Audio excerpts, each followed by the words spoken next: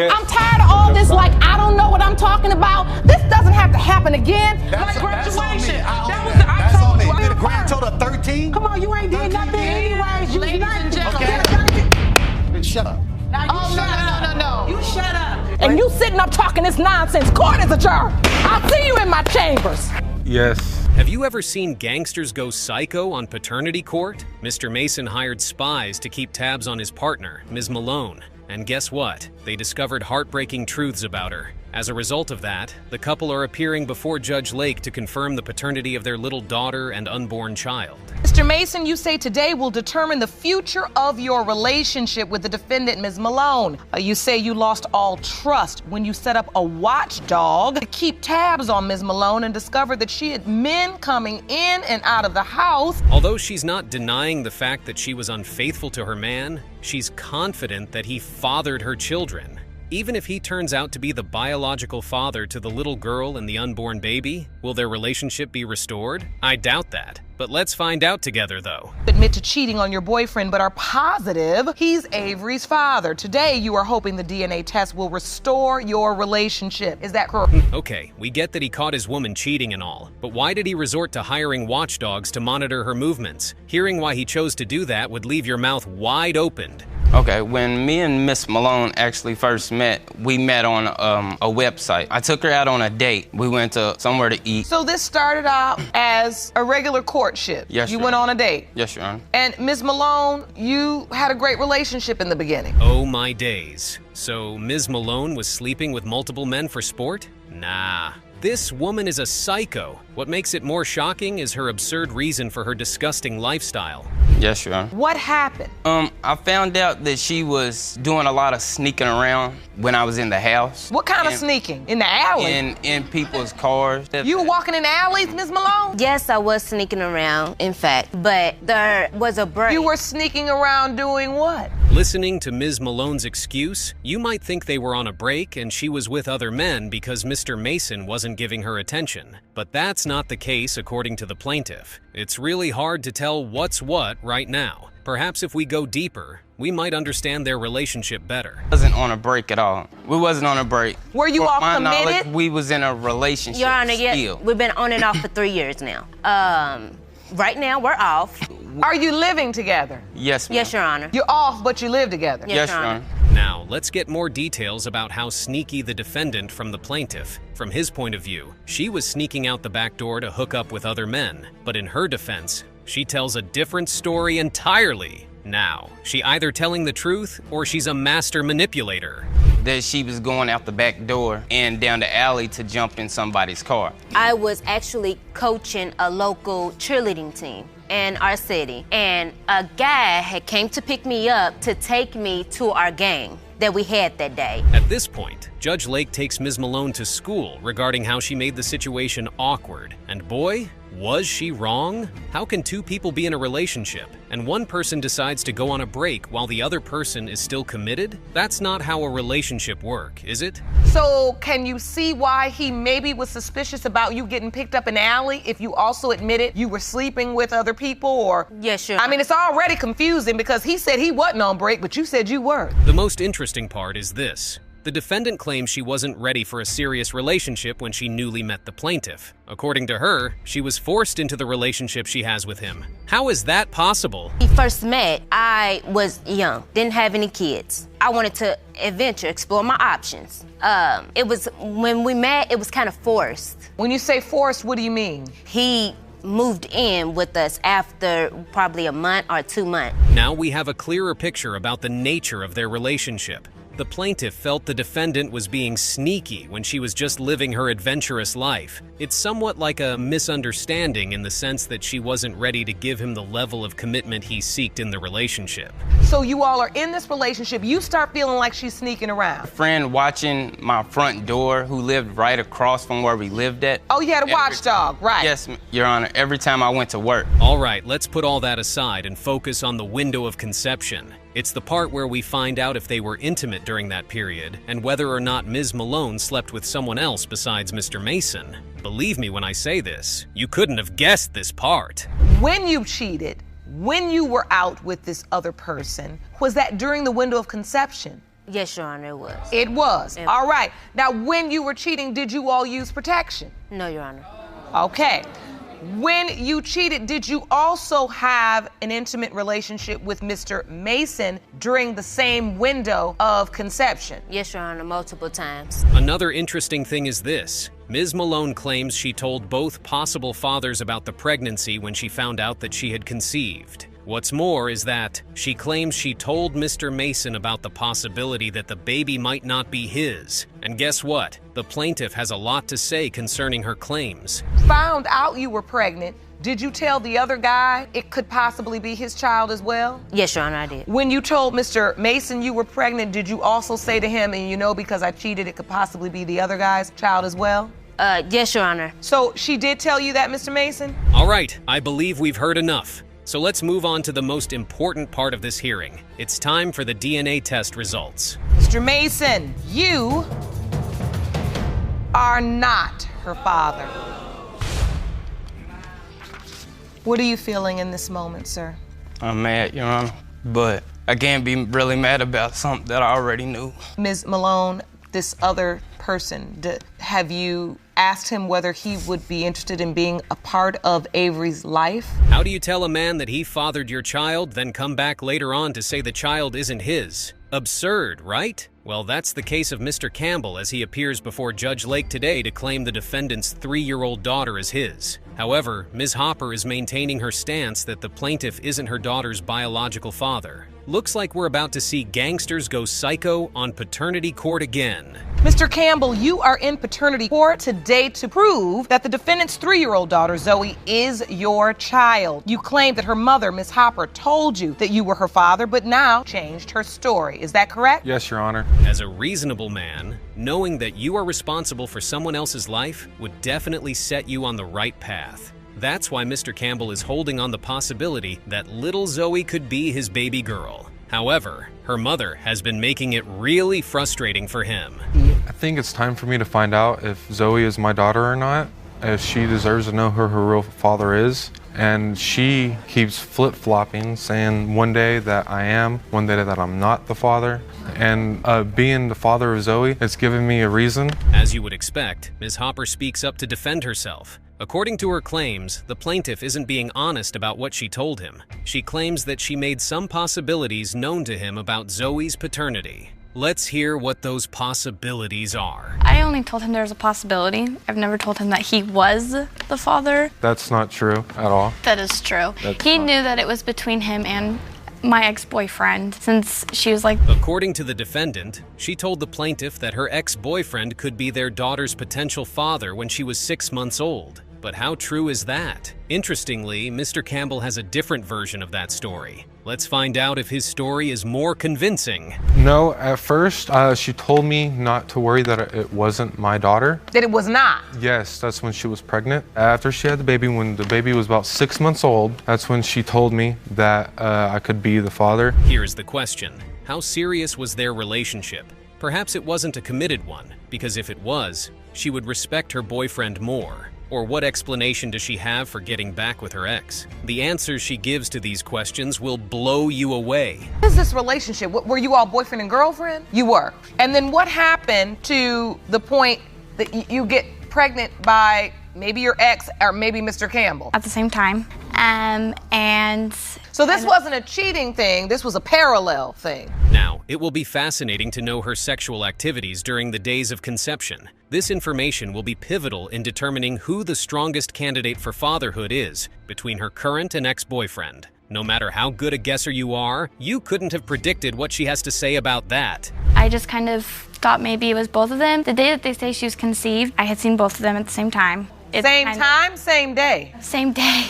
Not the same time, same day. Oh, okay. So you had sex with both men in the same day? The interesting thing is this. There's an argument between the couple about whether or not Mr. Campbell knew Ms. Hopper was seeing her ex, whilst also being with him. Whoa! Isn't that more like a love triangle relationship? Mr. Campbell, did you know that she was also seeing her ex at the same exact time she was dating you? I had no clue. Okay. Yes, Yeah. yes, he Did did. you know No, that I she had didn't. also slept with the ex on the same day she slept with you? No. Okay, so that's why we're here. How long did you continue this parallel affair? Now we get that the defendant enjoyed playing both sides. But it will be interesting to know which of the men attended the doctor's appointments with her, and whoever attended the doctor's appointments probably got the honor of putting his name on the birth certificate. The question now is this: which of the possible fathers had that privilege? He was pretty much there through the pregnancy. He was there. Your ex-boyfriend. So he went to doctor's appointment. And I did give him her last name. Although Ms. Hopper allowed her ex-boyfriend to sign her daughter's birth certificate and all, some things still remain unclear in this case. Why did she flip-flop about her daughter's paternity? In the sense that she told Mr. Campbell that he's the baby's father, then she said he isn't. I want to understand the flip-flopping in terms of paternity. You told Mr. Campbell, don't worry, she's not yours. Then you said she is yours. Then you're saying now she's not his. But Zoe calls him daddy. For backup, the plaintiff brought his mom as a witness. It would be interesting to hear what she has to add to this complicated case. Perhaps she might enlighten us on things we're yet to understand. Ms. Campbell, were you ever told that your son was the biological father of little Zoe? Yes, Your Honor. I was contacted on Facebook. She let me know that she believed my son was the father, and I have some proof of it. Oh, I'd like to see that proof. On July 23rd, I received a friend. Just when we thought we've seen the most interesting part, Granny serves us the best dish yet. To enjoy Granny's cooking, you need to hear her sizzling story yourself. Brace yourselves for impact. If you're telling him that he is just a possibility, but you're telling his mom he's the only possibility, what is the story? Your Honor, I've given him chances to take a DNA test, and he refused to do it because it was a girl he was with. Did you refuse the DNA test, Mr. Campbell? Oof, what a case it's been. Gangsters going psycho on paternity court. As interesting as it's been, we need to get to the most important part of this case, the DNA test result. Mr. Campbell, you are not the father. I'm sorry. I know you really wanted to be her dad.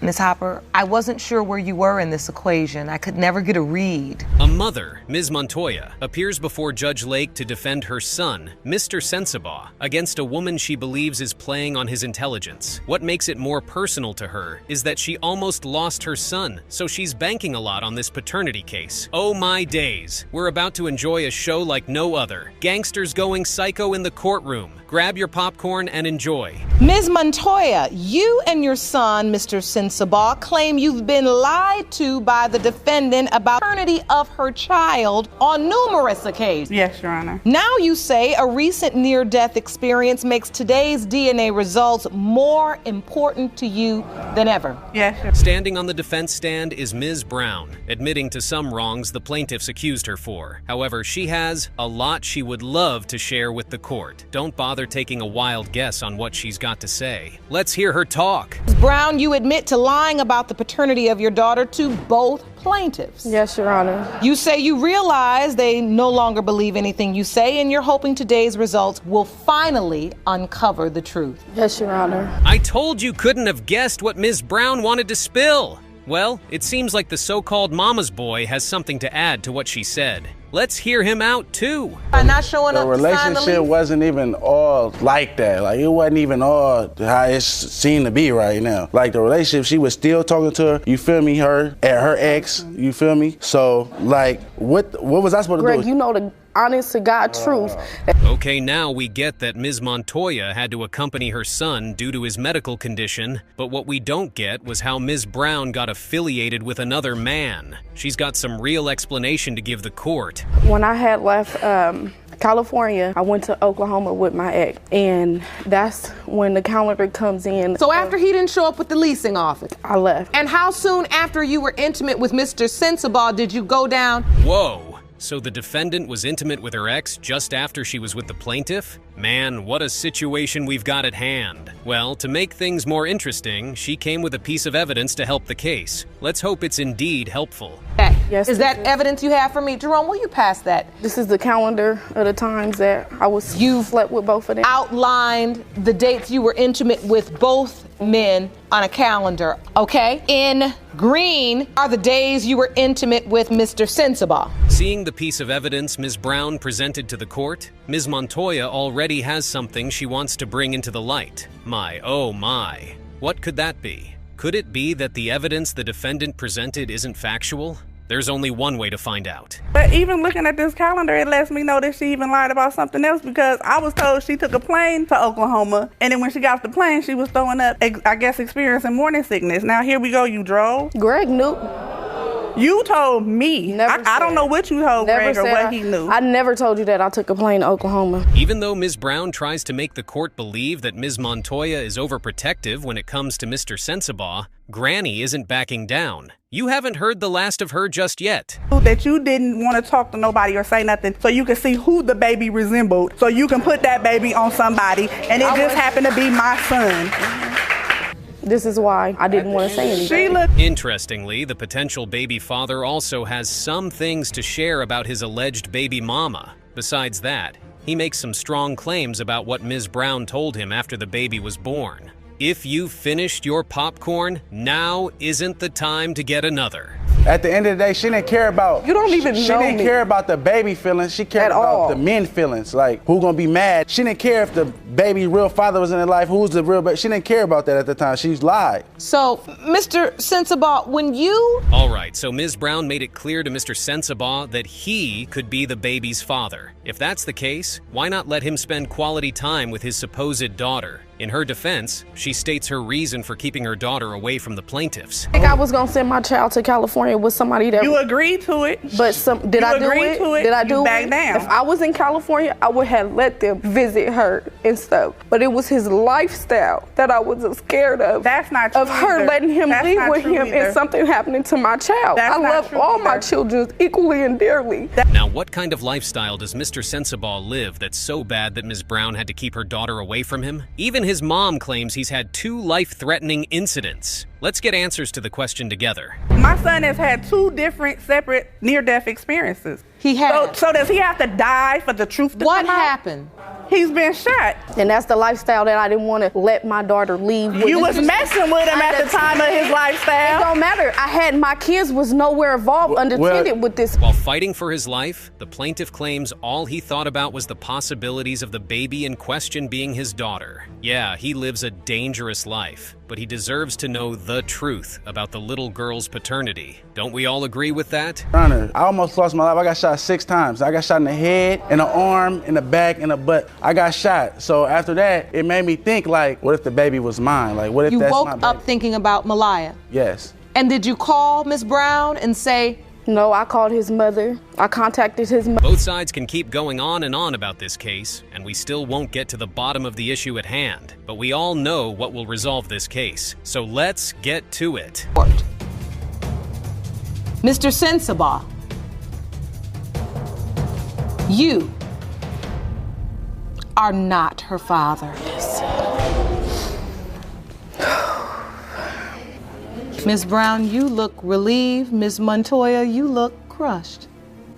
It's not about being... After being intimate with 2 men within the window of conception, Ms. Kavanaugh is accompanied by her mom to confirm the paternity of her baby. 2 of the men are present today, with one on the defense stand and the other waiting outside. Now, which of these men is the baby's biological father? Let's find out together. Ms. Kavanaugh, you and your mother are appearing in court today to prove paternity of your 3-week-old son, Malcolm. Now, you claim his biological father is Mr. Bowles, even though you admit to being intimate with another man, Mr. McElliott, during the window of conception. Between both men, the plaintiff claims she's sure Mr. Bowles, the defendant, fathered her daughter. How sure is she? Because the thing is, Mr. Bowles doesn't think he's responsible for her baby. Let's hear her tell her story. Your Honor, I believe Mr. Bowles is my son's father. Even though we wasn't in a committed relationship, we had unprotected sex frequently, and he has not been around. He doesn't ask about my son. He probably didn't even know my son's name was Malcolm until now. Astonishingly, the plaintiff's mother appears to know more about the story than her daughter. As a result, we will hear more from her as the case develops. Perhaps she will give us enough details about what went down between her daughter and the potential fathers of her grandson.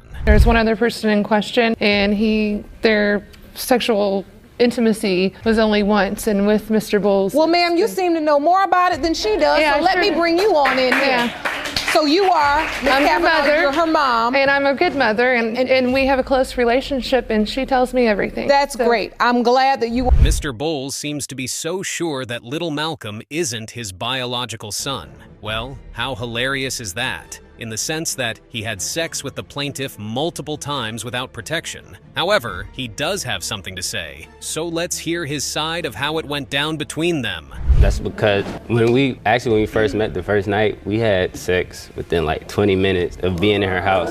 It wasn't within 20 minutes. Then, like probably 3 weeks later, maybe 2 weeks later, I found like an open condom wrapper in her bathroom. Whoa, so they had sex on their first night together? How wild is that? And he also found reasons to believe that she had multiple sex partners weeks after? Now we get why he has doubts about paternity. Well, let's hear what she has to say about that. I had sex with him on the first night. Doesn't mean I have sex with everybody on the first night. I had feelings for him. We actually talked for a couple of years on Facebook before I even met him, so we had some type of connection. It wasn't just he came over one night and we did it. Now let's jump to part where she found out she was pregnant. She claims she told Mr. Bowles about the pregnancy after she discovered it because she believed he was responsible. But here is the important question. Did she sleep with the other guy during the window of conception? Her answer to that question will have you shocked. Right, so now you find out you're pregnant. When you find out, who do you tell? Your Honor, I told him. I told Mr. Bowles because that's who I believed was the father. It was the right date, right conception time. But I did have one sexual encounter. While Mr. Bowles was stating his doubts earlier, the plaintiff interrupted him.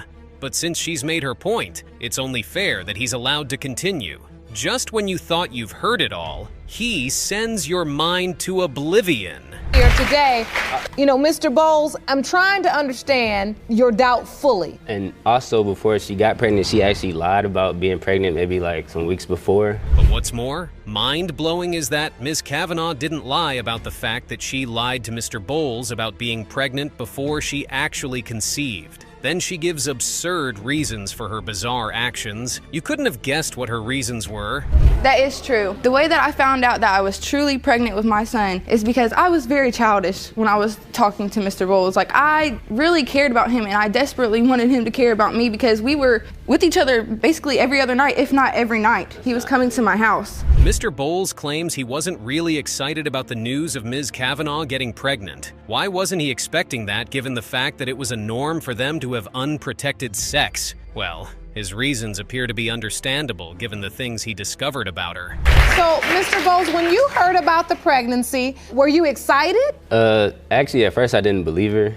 Okay. And then I did start to believe her. I wouldn't say I was excited. I was still being around. Yes, I knew that she was with other guys. And actually, I think it's more than just one other guy because... Just when we thought Mr. Bowles was getting the upper hand in this hearing, Ms. Kavanaugh drops a bomb on him. Apparently, she was pushing to have a committed relationship with him and decided to take a bold step. But instead of the defendant agreeing to play ball with her, he kicked the ball out of the field. I understand his reasoning, like he was acting like he was the father, but when I told him I wanted to be in a committed relationship, I said I don't want to have sex until we are in a committed relationship. I was just tired of it. I was done. I didn't want him to disrespect me anymore. I could be carrying your child and you just disrespect me. Now the interesting thing is this. Even though it's clear that Mr. Bowles is a psychotic gangster, Ms. Kavanaugh really hopes he's her son's biological father, but he clearly isn't down for that. Fascinatingly, the other man waiting outside the courtroom is ready to do anything for her. Wow, love is truly blind. Ms. Kavanaugh,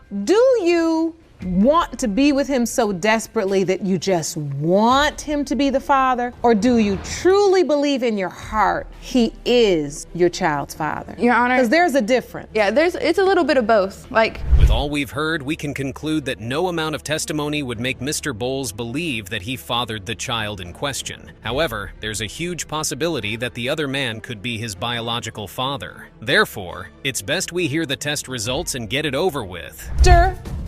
McElliott, you are not his father. Mr. Bowles, you are not his father. Oh, sorry. Calm down. Yeah. I'm sorry. I'm so sorry. I'm really sorry. I didn't mean to put you guys through all that. I am hoping that You've seen several gangsters go psycho on paternity court, but none of them will keep on the edge of your seat like this. How do you feel when your dad walks out of your life on your birthday? Yep, you heard that right. That's the story of Ms. Jacobs as she sues her alleged father to court to confirm paternity. Ms. Jacobs, you claim that your world was shattered just after your 14th birthday when your dad suddenly up and disappeared. Yes, Your Honor. Today you say you've brought him to our courtroom to demand answers. Yes, Your Honor. Apparently, Mr. Walker claims he overheard some things during his supposed daughter's 14th birthday, and what he heard made him believe that she isn't his biological daughter. Now, what could he have heard to make him walk out on a girl he raised from birth? Well, let's hear what this psychotic gangster of a man has to say to justify his ridiculous actions. On her 14th birthday, Your Honor, we were outside celebrating with 4th of July.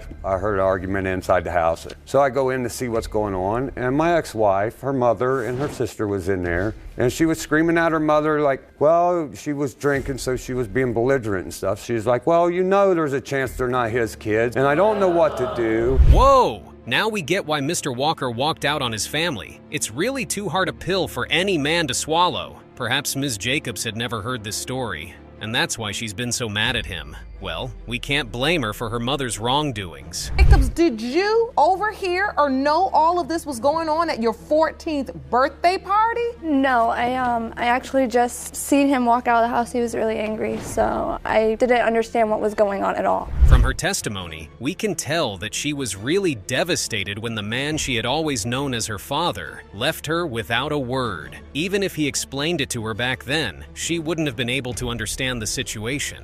However, she wrote him a letter which she never sent to him. For the court, please. I can. It says, Dad, I wish you never left. It really sucks that you're not here. Every night I pray that you come back. Sometimes I even pretend that what it would be like if you were still here. I don't know when I'm ever going to see you again, and it hurt. I'm kind of angry about it too. Why did you ever leave me? You can tell from the look in Mr. Walker's eyes that hearing Ms. Jacobs read the letter breaks his heart into 1,000 pieces. Could she have been aware that her alleged father was fighting paternity doubts in his mind when she wrote him that letter? Well, that's her question to answer, not ours. Did you know that your father at that time didn't know whether he was truly your biological father? No, Your Honor. You had no idea? I didn't understand until I was 16 years old. It was really hard. I actually ended up getting pregnant when I was 16 just to be emancipated. Really? Yes, Your Honor. So you got pregnant on purpose? Yes, Your Honor. It's really heartbreaking to know what the young woman had to do to get free from her foster home. And you can tell how hurtful it is for Mr. Walker as he explains that he had no idea his baby girl went through all of that. However, he has a lot to share about her mother. And we can't explain the things he has to say about the plaintiff's mother better, so let's hear him tell his heartbreaking story. You had no idea your daughter was going through all of this? No, Your Honor. The foster care, she went to foster care because I had a job, and when I threw her mother out because of all that coming out at her birthday party, I set her mother out. I had enough. My, oh my. So the plaintiff's mother's cheating habit had been her character way long before she got married to the defendant? How crazy is that? Even though he trusted her above his family, it would be fascinating to know if he ever caught her red-handed.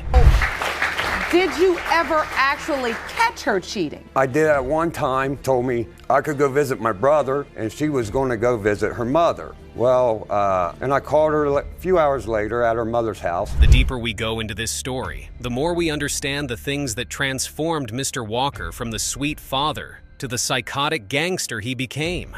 The plaintiff's mother really did put him through hell, all in the name of love. Well, that's not all he has to say. Here is more. He said, "Do you know where he lives?" I'm like, "No, I don't know where he lives." So he said, "Well, I'll give it to you." He wrote the address down. I said, "I don't even know how to get there." And he said, "I'll give you directions." I went down, and when I got to the house, I knocked on the door, and she was sitting in her in on the couch. They were all drinking. It was just her and 5 other guys. It just gets darker and darker as Mr. Walker digs deep into his ex-wife's miserable past. It would be interesting to know if Ms. Jacobs had ever heard anything close to what her dad just revealed about her mother. If she did, we doubt if she would ever think of bringing her alleged father to paternity court. Had you ever heard any rumors that Mr. Walker may not be your biological father? Yes. When I was 16, I told my mother that I didn't want to be around anymore, that I wanted my dad to come down for my daughter's birth, her birth. It's been from one bad story to another about Ms. Jacobs' mother, and if we continue listening to them, I doubt we would be done in an hour. So let's get to the real reason this court was summoned.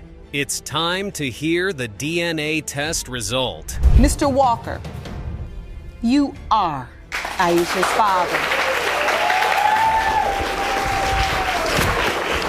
I love you. Well, I hope that now that you have the truth. Ms. Valdez-Lark's engagement is on the brink of collapse as she's in court to know if her fiancé has truly fathered another woman's baby. If he did, it's over. But if he didn't, then maybe there's a chance they would be able to work on their relationship. Comes in hot, revealing Mr. Slater is still all about her physically as he's still trying to get close to her. However, Mr. Slater denies being the biological baby and also tries to still have. Ms. Valdez-Lark got to know about the situation by accident, and she has been involved in it since then. Oh wow. Ms. Pitts was trying to put the newborn baby up for adoption, as she wasn't even interested in going back and forth over the paternity of the baby. Me Pitts just needed him to sign off on the papers. However, Mr. Slater wasn't home, and his wife found out the mess her husband had made in his absence.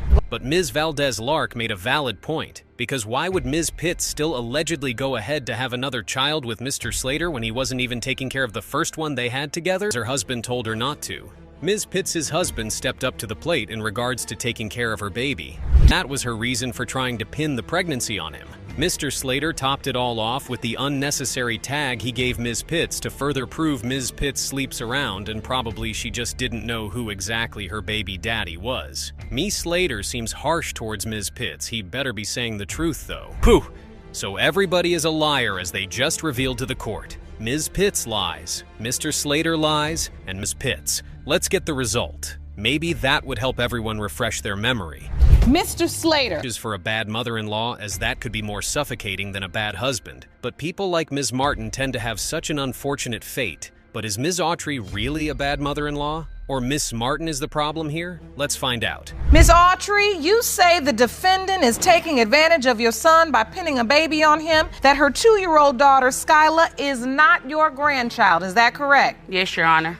Ms. Martin, you claim that the plaintiff is a monster-in-law and is denying your daughter only because she doesn't like you. Ow! The tag given to Ms. Autry is a monster-in-law. That's insane. However, Ms. Autry claims Ms. Martin is the bad one who is taking advantage of her son in their relationship. Ms. Autry, why do you feel Ms. Martin is taking advantage of your son?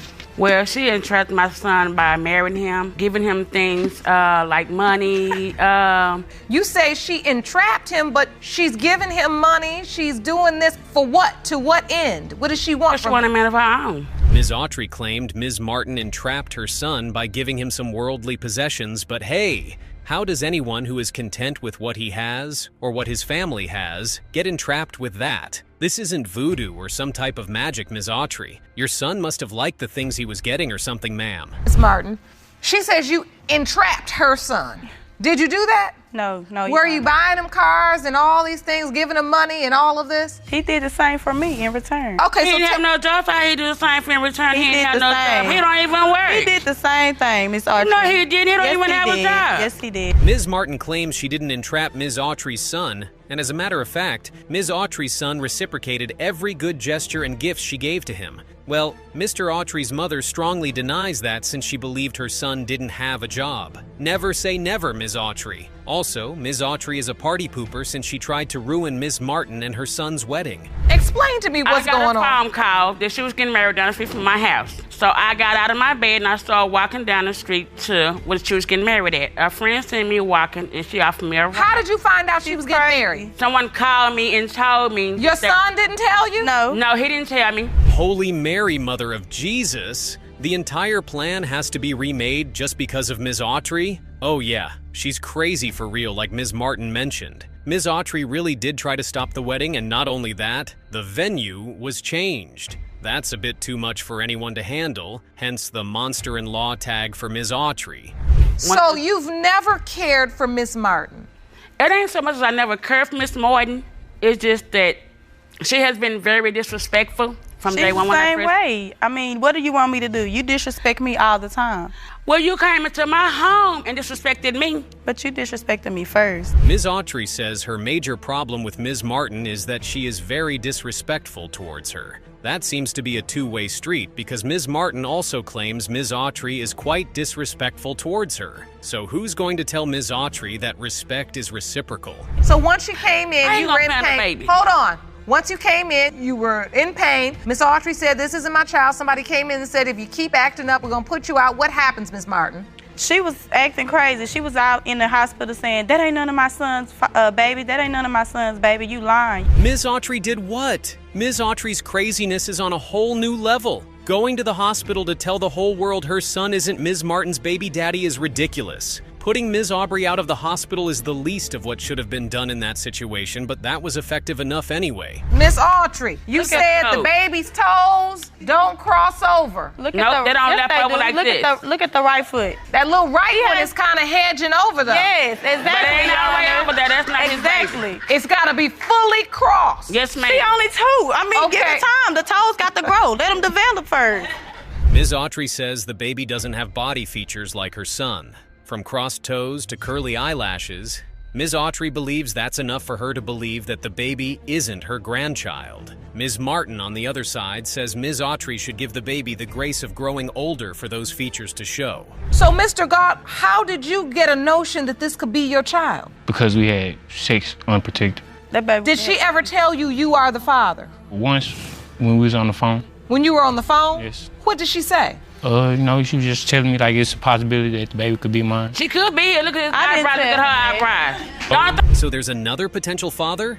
Wow. Ms. Martin really had us believing there was no one else in the picture. Maybe Ms. Autry knew what she was doing after all, even though her approach might have been too harsh. Let's get to the result, to know if Ms. Autry is crazy indeed, or if her maternal instincts have been right all along.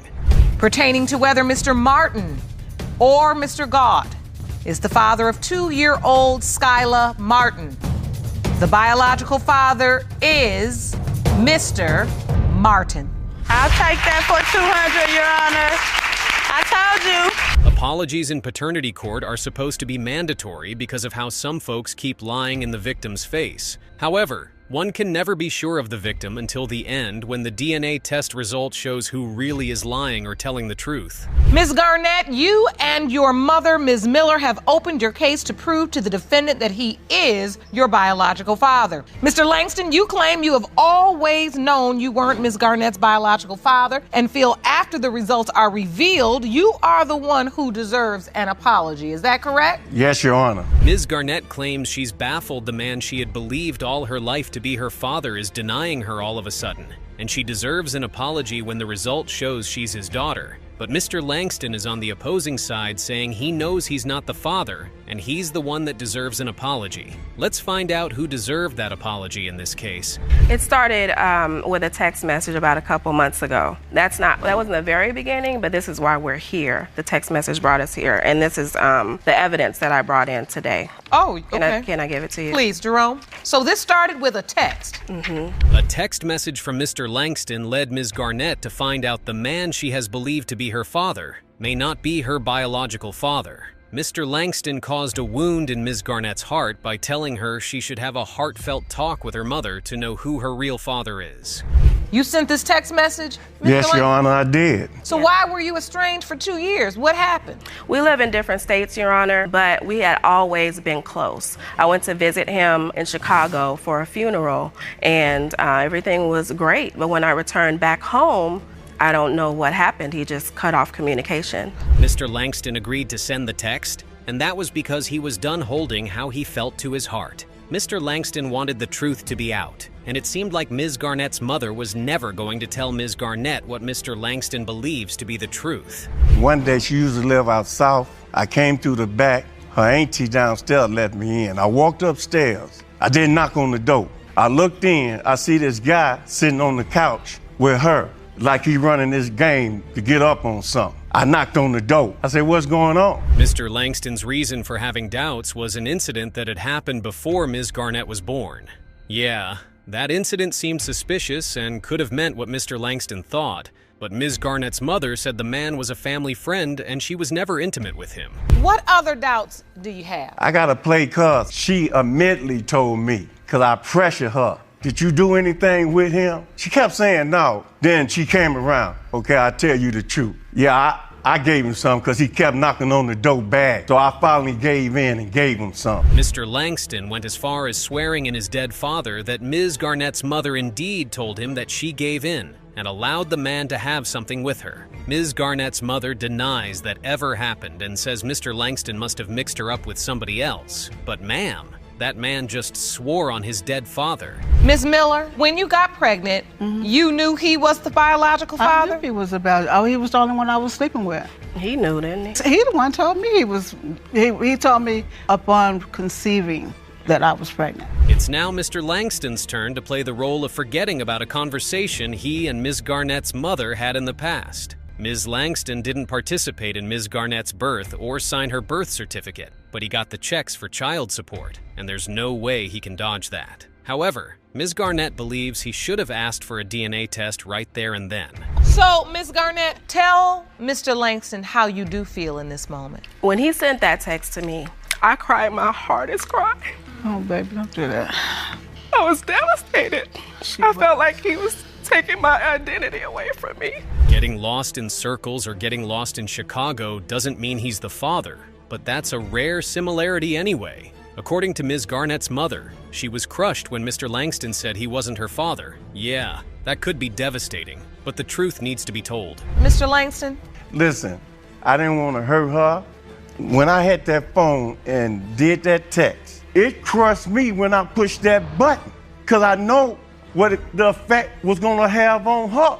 And I don't want to send her through that because I love her. Ms. Langston claimed he also didn't feel good or happy sending the text to Ms. Garnett. He just wanted to let out his feelings to avoid having any resentment towards anybody. It's high time we know who truly deserves an apology. Mr. Langston, you are not the father.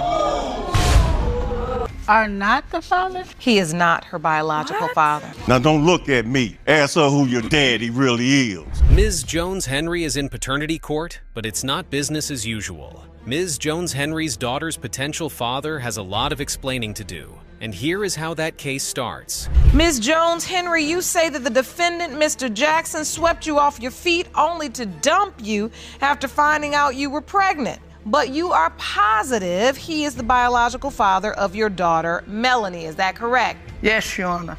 Ms. Jones-Henry has not seen Mr. Jackson since she informed him about the pregnancy. The same applies to Ms. Jones-Henry's daughter, as she has not seen her potential father since she's been born. Mr. Jackson walks in like he doesn't give a damn about their emotions. Let's dig deeper.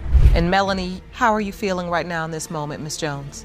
I'm hurt. I feel a little lost, unwanted. This is my first time ever even seeing him.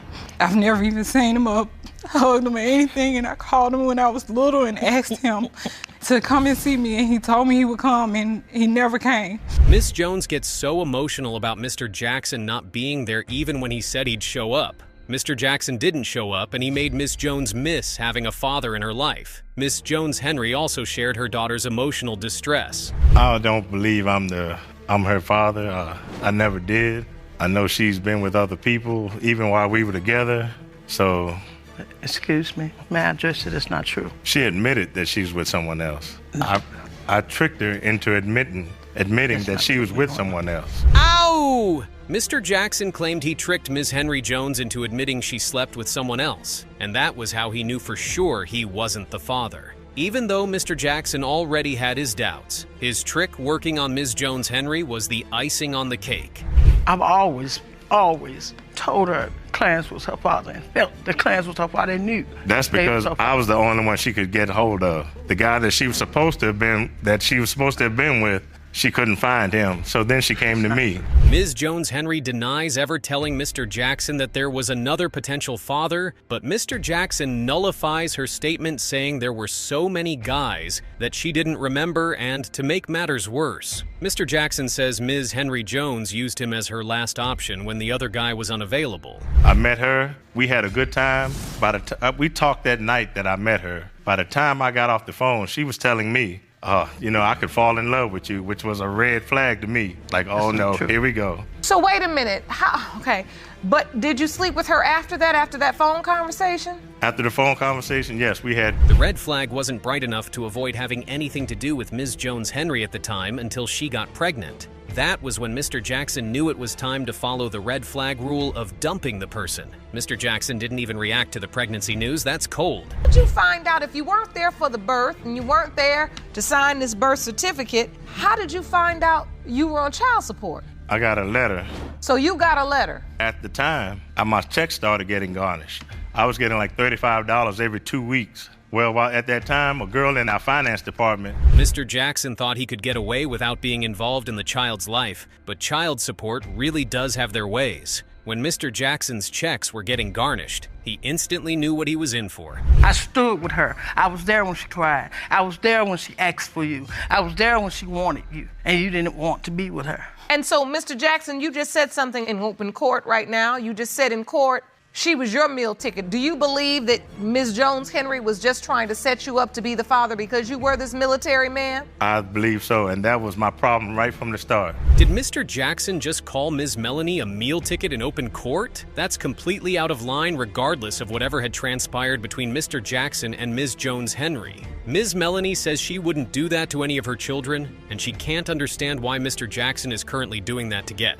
When he signed that affidavit acknowledging paternity, did you think that was basically an acknowledgement even to you? Like, yes, Melanie is mine after all these years. I just want to say. And the other person I know would have fought. They would have came. So you're saying you never had any doubts because there were no other men? I never had any doubts. Ms. Jones-Henry keeps repeating the same thing every time, saying she doesn't have any doubts about her daughter's father, as she knows for sure Mr. Jackson is her father. Let's find out if that's true.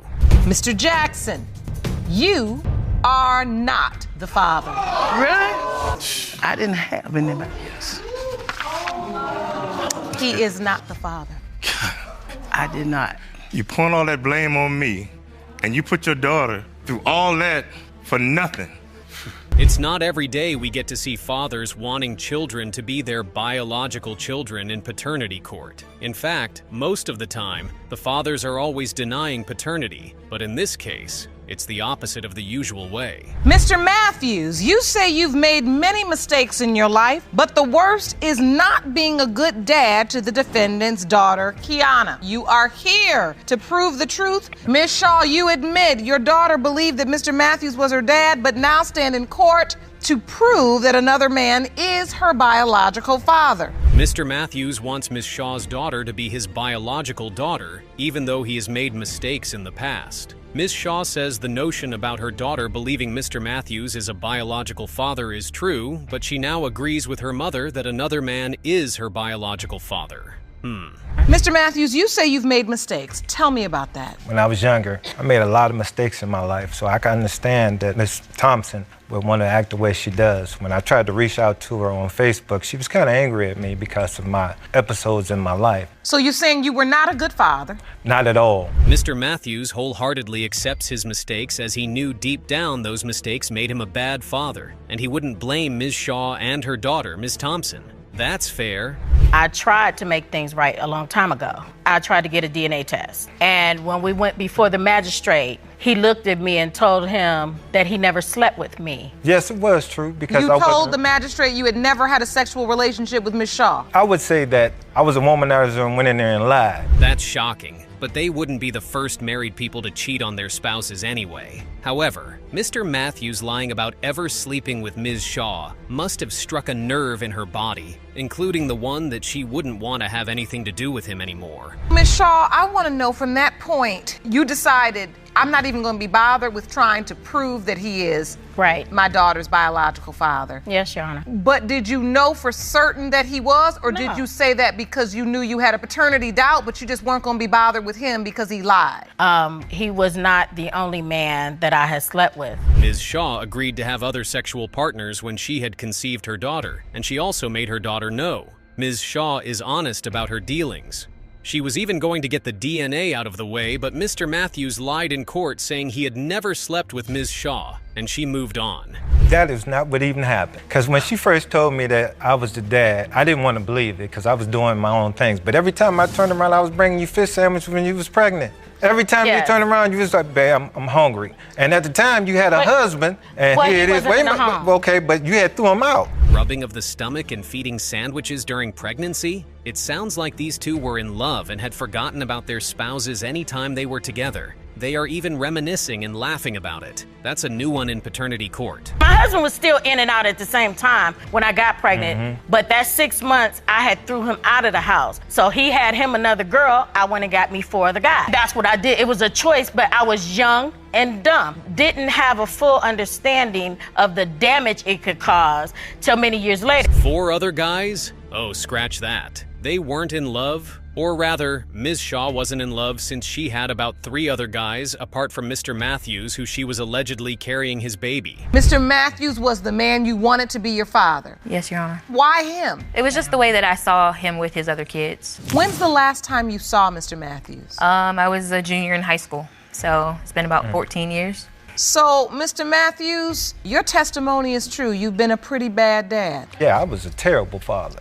Ms. Shaw's daughter wanted Mr. Matthews to be her daddy, seeing how he treated his other kids. However, Mr. Matthews was a pretty bad father to her, and he agrees. I didn't know that you two were still together. We wasn't. We were still married. So if anytime he come over, yes, he can come and stay. Every time I came over there, you made me feel like I was comfortable at your house. If I tell you to cooking come, dinner. I'm cooking dinner. I'm sitting up there welcoming you because that's my house. Mr. Matthews and Ms. Shaw have some unfinished business for real, like the judge highlighted. They still can't seem to get enough of each other. However, that's their business, because we are in court today for Ms. Thompson.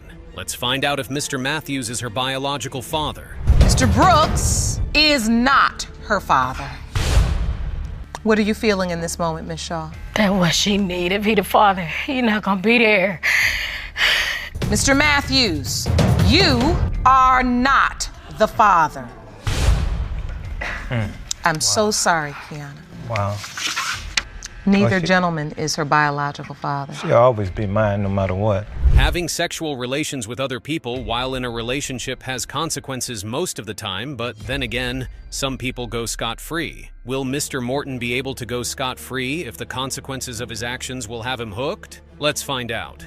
Ms. Parker, in your suit, you claim Mr. Morton fathered your 7-month-old son, Aaron, while in a relationship with his current girlfriend. Yes, Your Honor. Mr. Morton, you say the timing of Ms. Parker's pregnancy doesn't add up, and when today's DNA results come in, you will win the case because you're not the father. Yes, Your Honor. Ms. Parker claims she birthed a miracle baby, who Mr. Morton is the biological father, but Mr. Morton thinks otherwise because of his partner who is currently unable to give birth. Ms. Parker says she's turning Mr. Morton against her, while Mr. Morton says he knows for sure he's not the father because the conception date doesn't match the delivery date. So, Ms. Parker, how did you end up having sex with Mr. Morton if he has a girlfriend? First of all, Your Honor, that's my baby father. Anytime I want to have sex with him, I'm going to have sex with him. You understand? Like, I was vulnerable. He called me, so, you know, we did what we did. Sorry, what was that now? A consensual threesome? That's wild, Ms. Parker. Oh wait, the other 2 people in the same stand are involved. From baby daddy to threesomes and bisexual relationships?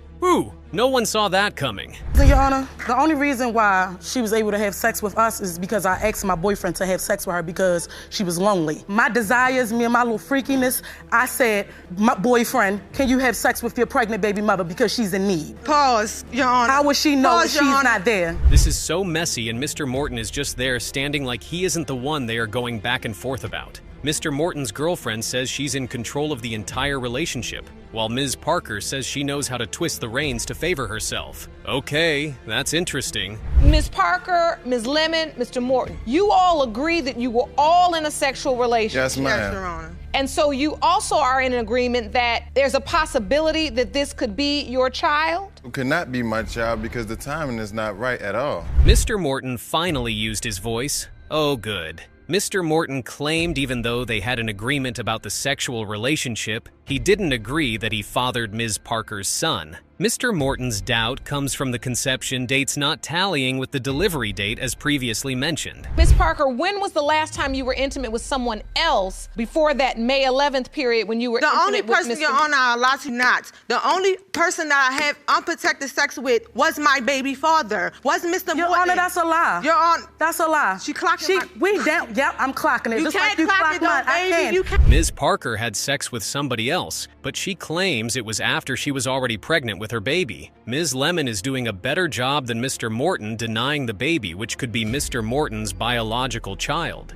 Your testimony, Ms. Parker, is that you weren't intimate with anyone else during that time? I did not have unprotected sex. Yes, that's what I said. Were you having sex with anyone? Are you serious? Your Honor, listen, I do what I do.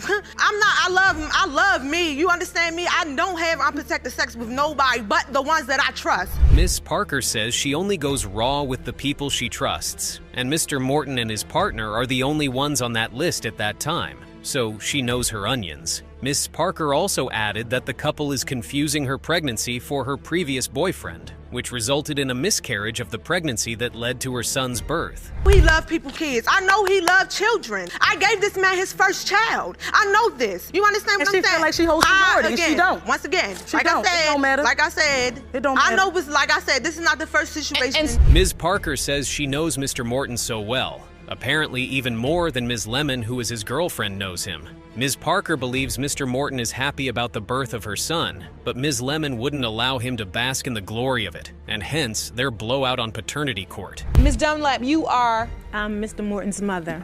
Oh, you are? Yes. You're Mr. Morton's mother? Yes. What do you have to add, ma'am? Well, for the most part, as far as support system, when she first had baby Aaron, she's Eric's sister, And her Mr. mother. Morton's sister. And her mother. And, excuse me, I'm talking. It don't matter. So therefore... Did you just let her disrespect your mother? Yeah, real bad. I'm sorry, I had to catch that. Ms. Lemon's disrespect is through the roof. Mr. Morton's mother seems to be on Ms. Parker's side, which means she thinks the baby is her grandson. Okay, enough of this entanglement story that doesn't seem like it would end on a positive note. Let's see what's in store for the baby in question. Mr. Morton, you are Aaron's father. Thank you. I told you, like I'm not no. Come on.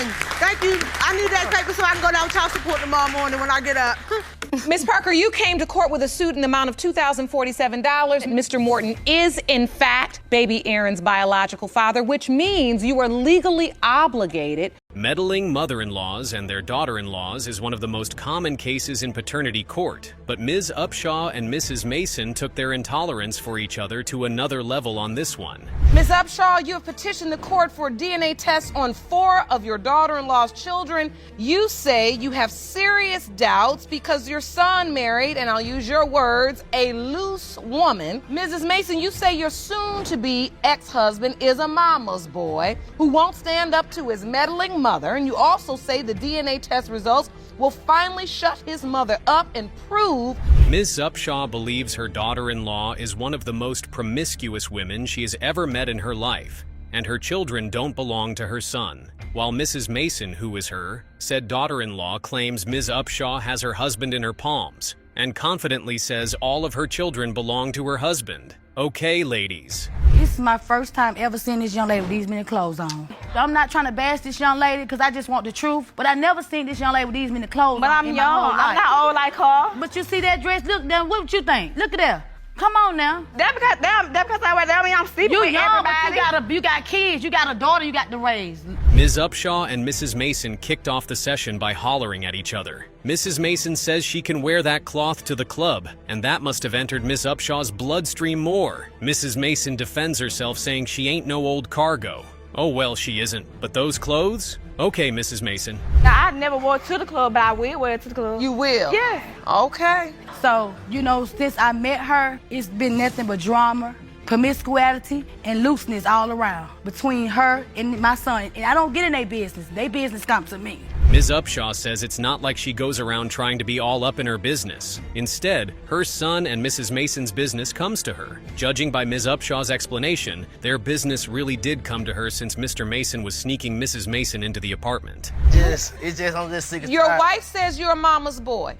Are you? Yes, ma'am. I'm a mama boy. Okay. That's what she think. I might well be a mama boy. Say it loud and proud. I might well be a mama boy. Mr. Mason agrees to being a mama's boy. No one cares about that except for Mrs. Mason, who is caught in the crossfire. But wait a minute. Did Ms. Upshaw just say anyone who marries her son is marrying her? Okay, maybe Ms. Upshaw was truly in their business. Let's find out. Mr. Mason, when did you all decide to get married? November 14. Why didn't you tell your mother? It wasn't her business. It wasn't her business? It's not. I'm just tired of hearing what's going on out there. It's just too much yapping. I'm just tired. I'm just trying to stop there right now. I'm trying to understand what's going on now. Ow! Mr. Mason sides with his wife, Mrs. Mason, as they both chorus that they didn't tell Ms. Upshaw about their marriage because it wasn't her business. Okay, this couple seems to be on the same side, but they are standing opposite each other in court. Anyway, Mr. Mason says he doesn't care so much about the DNA, and it's his mother that is so particular about it.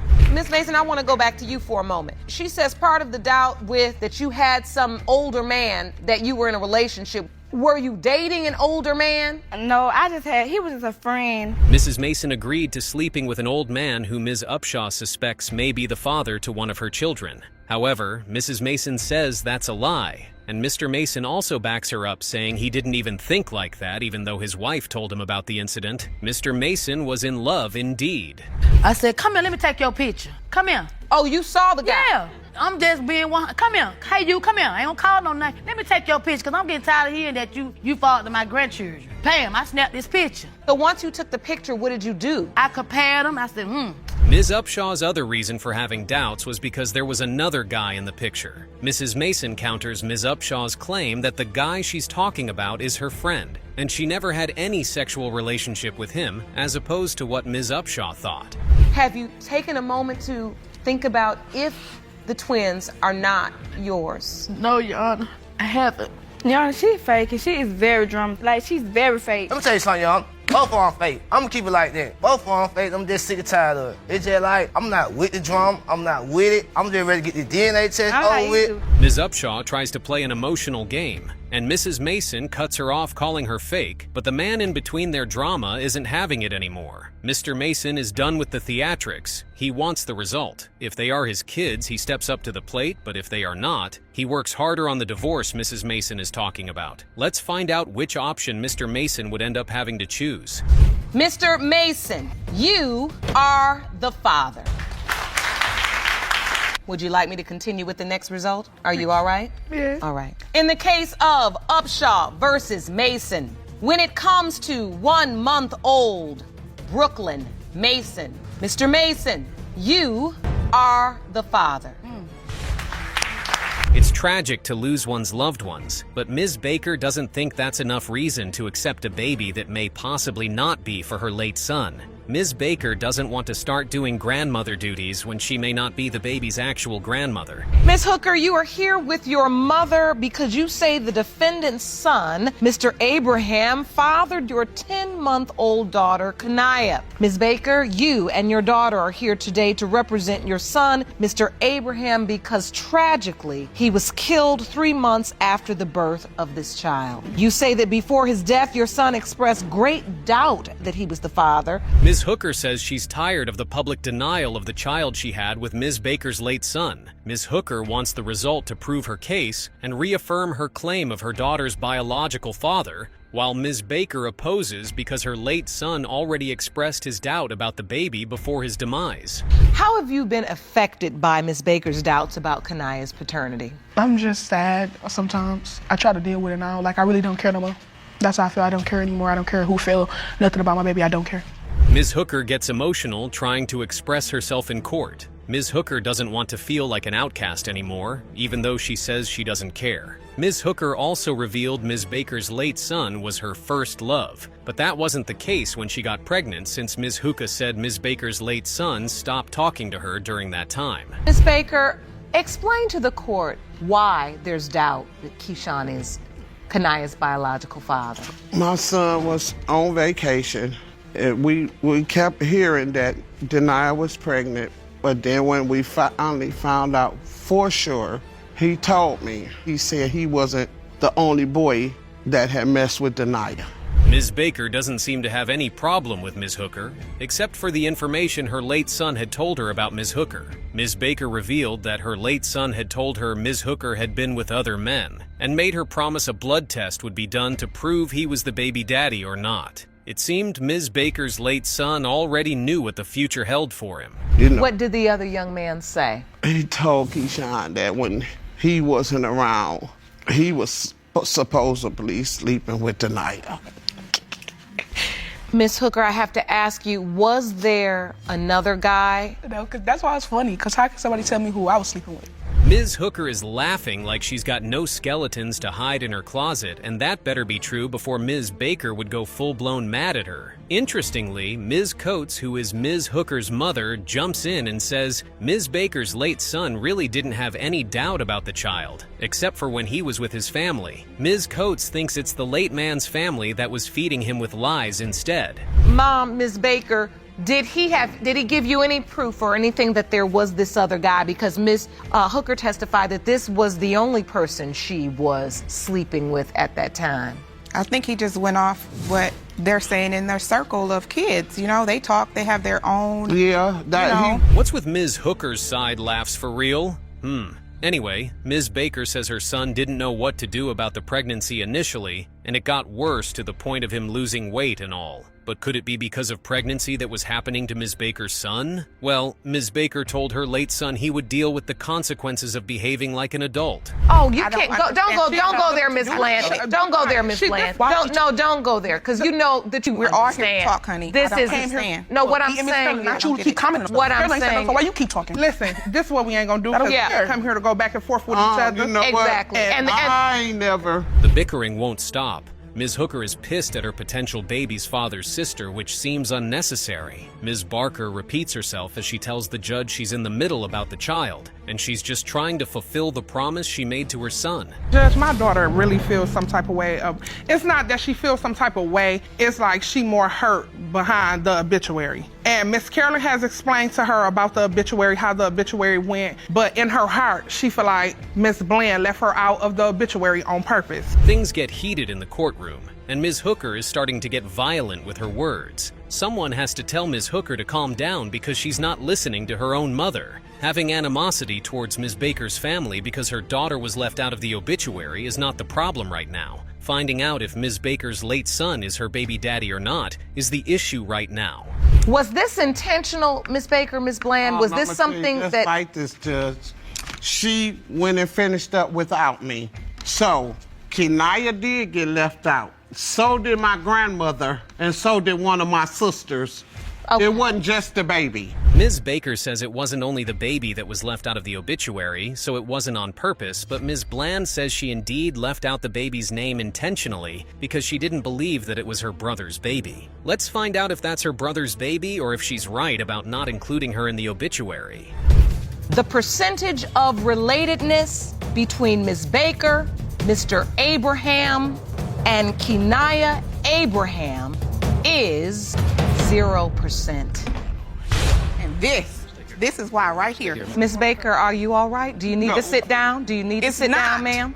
They weren't gonna tell me. Sorry, so I'm not telling them nothing. Do you need to sit down, ma'am? Nobody did anything to you, honey. I don't. Ms. Tinsley should have known better than opting for a rapper. That mostly leads to being part of the lyrics of the next track. Mr. Hunt, you have petitioned the court for a paternity test to prove that you are not the father of Ms. Tinsley's 3-year-old daughter, Josiah. Ms. Tinsley, you state that you could care less about Mr. Hunt's rap career or his money, and your only concern is that your daughter grows up with a father. Yes, ma'am. The most successful rapper, you say, Mr. Hunt? Okay, it's good to blow one's trumpet. Anyway, Ms. Tinsley says she's not a gold digger like Mr. Hunt claimed, as she's just coming forward to name him the father, because the person she thought would be the father of her baby tested negative for a DNA test. So Mr. Hunt is her only option left. Why would Ms. Tinsley claim you are her baby's father if you are so sure you're not? I'm more in my city where I'm from. I'm like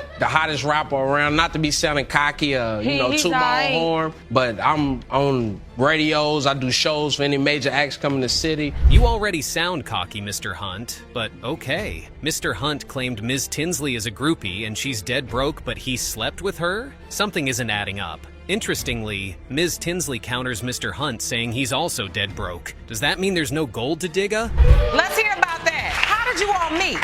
On MySpace a long time ago, a while ago. And then we originally met in person like in 08. No, Yana, that's not how it happened. I found out about this I met her, a few years back, but I only hooked up with her one time. So who's lying? Mr. Hunt says they had a sexual encounter only one time, but Ms. Tinsley says it happened for a whole week multiple times. That's so far from one time. Mr. Hunt comes back harder with the line that it was with several guys. Ms. Tinsley says she's not married, but did she mean Mr. Hunt's claim is true or something else? When she came to me about the baby, I found out about it on Facebook over my mother's house. That's a lie, y'all. I was on the internet. I was scrolling down the news feed. I seen it on the internet that she put my picture. She took my picture. After he put statuses about me on his Facebook and put page. "You are the father." This was on the internet, Yana. Finding out you might have a baby after 3 years with your pictures being put together and posted on Facebook is insane, though. That wasn't fair on Ms. Tinsley's side. But then again, Ms. Tinsley said she didn't think he was the father when she had her, which is also valid. Ms. Tinsley even agreed to messing around at the time she had conceived, and Mr. Hunt is the next man to get tested on the list. But what you also admit to is that you were having sex with someone else during that very same time. I was single and I was kind of doing me. But if I was so much of a slut, I would have 5, 6, 7 kids by 7 different men. I got 2 children by 2 different men. So miss me with what you're talking about. I'm not one of the men. Ms. Tinsley says she isn't a slur, because if she was, she'd have a sizable number of babies by now. But voila, she only has 2. However, Ms. Tinsley claimed she already informed Mr. Hunt that he was next in line if the first test she did came back negative, but Mr. Hunt tried to act all brand new with his self-acclaimed big neighborhood rapper title. Let me ask you this. Why would you come to me 3 years later then? He's saying because I thought my ex-boyfriend was a daddy. Why would you wait 3 years after you see that I'm doing things, though? Why didn't you write me when I was in jail, visit me, and come to the jail? Put it on God. You can't. God wasn't there when things went down, Ms. Tinsley. Ms. Tinsley said she wrote to Mr. Hunt in prison, but he's here denying it. Ms. Tinsley's ex-boyfriend has got to be one of a kind with that kind of gesture. But Mr. Hunt is here fighting about how Ms. Tinsley is trying to pin a baby on him because he's opening acts in the club. Woo! Were you coming after him and trying to figure out who your child's father was because the court demanded you do it? Both kind of, to be honest with you. She inboxed my mom, y'all. Yes, I sure did, because I want her to know what was going on, because he sure wasn't going to tell her. Ms. Tinsley was down to get through to Mr. Hunt any way she could find, send a message to his mother. The message Mr. Hunt's mother received was quite well detailed, and her response was dignifying enough for a situation she didn't know anything about. To have to raise a child with the father being absent. And the catch-22 to all of this madness is, I'm not raising mama's boys, I'm raising men. Okay. And if he is the father, then he's going to step up and do what needs to be done. Mr. Hunt's mother says she isn't raising mama's boys, she's raising men, and that man would have to take up his responsibility if he's indeed the child's biological father. Let's find out if he is. Mr. Hunt, you are not her father. You, Jesus. Yeah, wow. Thank you. Thank you. Thank you, Your Honor. Okay, I'm sorry. Good luck to you, Jamie, in finding your daughters. Ms. Myers really wants to know who her biological father is, but her mother's unethical teenage life makes that almost impossible. Ms. Myers, you have brought your mother, Ms. Madrigal, to court today because you claim she has no idea who your biological father is. You say your mother gave you a list of 13 possible men, and you are hoping to determine who your father is. 13 potential fathers is wild. Ms. Myers has to search through all of that and probably more if her father isn't part of them? Whew. Anyway, Ms. Madrigal hopes her daughter gets a positive answer from the two men they have been able to contact and have a DNA test done on. Ms. Myers, what were the circumstances that started your search for your biological father? When I was 13 years old, I had a father figure in my life, and he died at that age. And, you know, when he died, I needed closure. I needed somebody to be there. Miss Myers' father figure passing away led to her wanting to know who her actual father was. But Miss Myers soon realized she's a long way from getting an answer to that question. According to Miss Myers, Ms. Madrigal proceeded to drop different names for her from time to time like it was a joke, till the list got to 13 names. Ms. Madrigal, as you're giving your daughter this list, and I do not mean this in a joking way, right? You couldn't narrow it down from 13? You know, the 13 that she's named it's like 13 ghosts, fabricated. What about Pick Any Man in Seattle? Ms. Myers and her mother are going at it, but there's a notable statement. Even if Ms. Myers asks Ms. Madrigal if any of her male friends was her biological father, it didn't seem right to say she could pick any man in Seattle even if Ms. Madrigal said it sarcastically. That woman wanted to know her daddy, ma'am. You know, I feel confused. I don't know who I am. I don't know my heritage. I don't know what I'm completely mixed with. I don't know where I came from. I don't know nothing. You came from me. Yeah, Doesn't I knew matter. you're half of the Doesn't family, matter. but that's only half Nobody the story. else matters. That's Can't only no half man, the story. Can't no man raise me better than you can, even though it doesn't even matter. You So raised me? save it. You Save raised it. me? Oh, I raised you. No, you didn't. I raised you. You weren't Monica, even there. stop So it. anyway. Ms. Myers claimed she just wanted to know where she came from and know the clan she belonged to, but her mother denied her that. Ms. Madrigal attacks her child again by saying she took care of her, and she could have done away with any of that. Her daughter says she didn't take care of her, though. Ms. Myers, you claim that you left home when you were 15 years old. Yeah, I did. Why is that? Why? I didn't want to be around her. You didn't get along to this degree even when you were 15 years old? Worse than this. It's even worse than this. The only reason why I'm even somewhat civil with her is because I have an ex that used to preach to me all the time about having to be close to my mom, and I wanted to be right with God. Did Ms. Madrigal just call her daughter the devil? Wow. Her own daughter. There's definitely more to this mother and daughter story than paternity. He's just inappropriate with me. And when I'm at the airport, he's talking about how sexy I am. But you are. You're beautiful. So, I mean, what's that? Maybe a compliment? A compliment? Ooh, girl, you are so sexy. He meant What the that. hell? Look how pretty you are. I mean, save that. Don't do that. Making remarks about your potential daughter with words like that is way out of line. But Ms. Madrigal thinks Ms. Myers should be fine with it. Mr. McCraney walks in and reveals where the sexy thing originated from. No wonder Ms. Madrigal had no problem with her daughter's potential father calling her that. Your Honor, I not how it also happened. I also found out, Your Honor, that when she left my house to another man's house, Sure did. and the same Sure thing did. happened the same day. That was the plan in the first place. The same day. Yeah, this wasn't planned. Mr. McCraney revealed Ms. Madrigal had left for another man's house on the same day. Whew. This was the reason Ms. Madrigal really couldn't figure out who her baby daddy was. She's talking about, oh, he's this and he's that. Well, if that's the case, then how come you got his picture on Facebook with you and your mom talking about, oh, yeah, well, is this person my dad? And blah. I did that because I wanted people but to see. If he's such a bad guy, then why would you even put him on Facebook and say, oh, yeah, well, is he my dad? I don't want to expose him of what he really But is. you did it. Ms. Myers even had to deal with family problems when she wasn't sure if that was her father? Understandably, Ms. Myers wouldn't like Mr. McCraney because of his first impression, while on the other hand, Ms. Myers has a good relationship with her other potential father. Ms. Myers needs to know who her father is already, or maybe not. That Mr. Smith, you are not Monica's father. I never thought I'd have to hear that. I still love you, though. Okay. Mr. Keith McCraney, you are the father.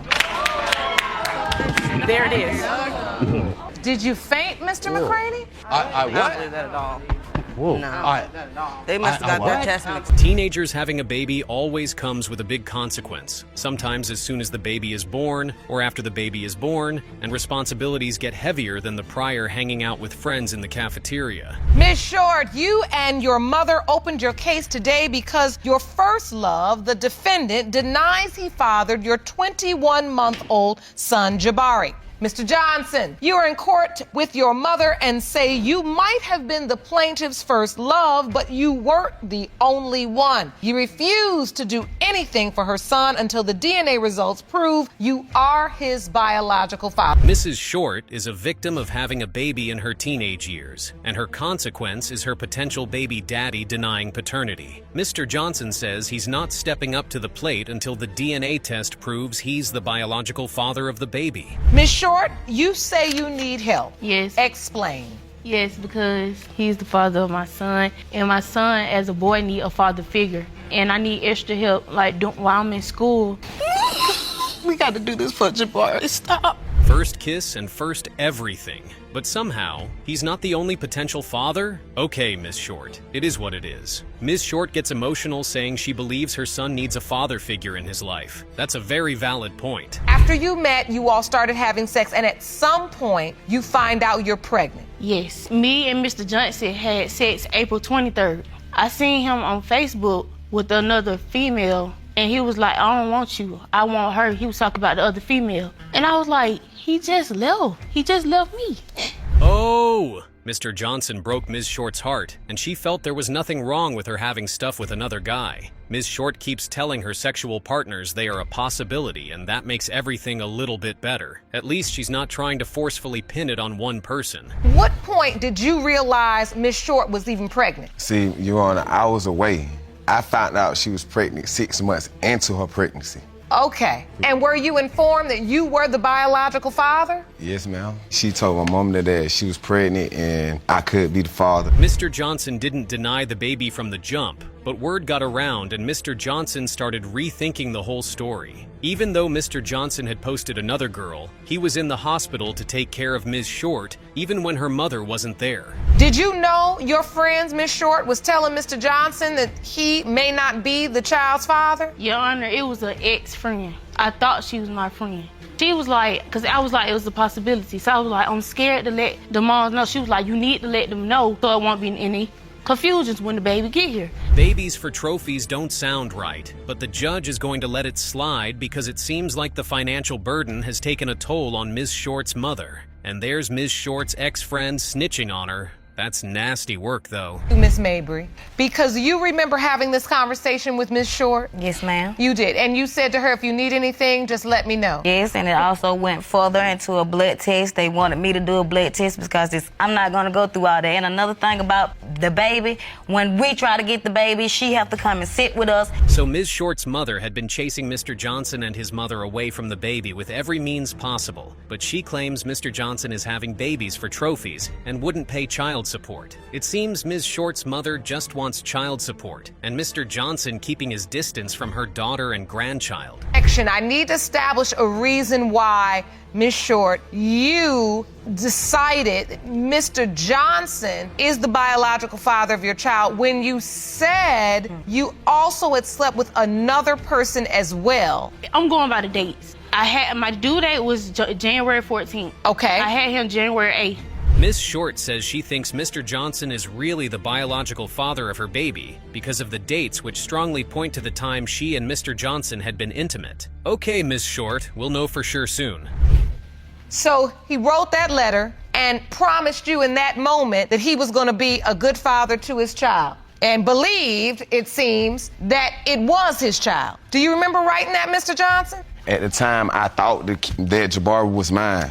Me growing up 20 years, I never had a father. Initially, Mr. Johnson seemed like he was ready to do anything for his baby, but things went south the moment he knew someone else was in the picture. However, Mr. Johnson is still to take care of the child if the result proves he's the father. Now let's hear the 3 or 4 make or break words. Mr. Johnson, you are the father. I'll be there for him. Good.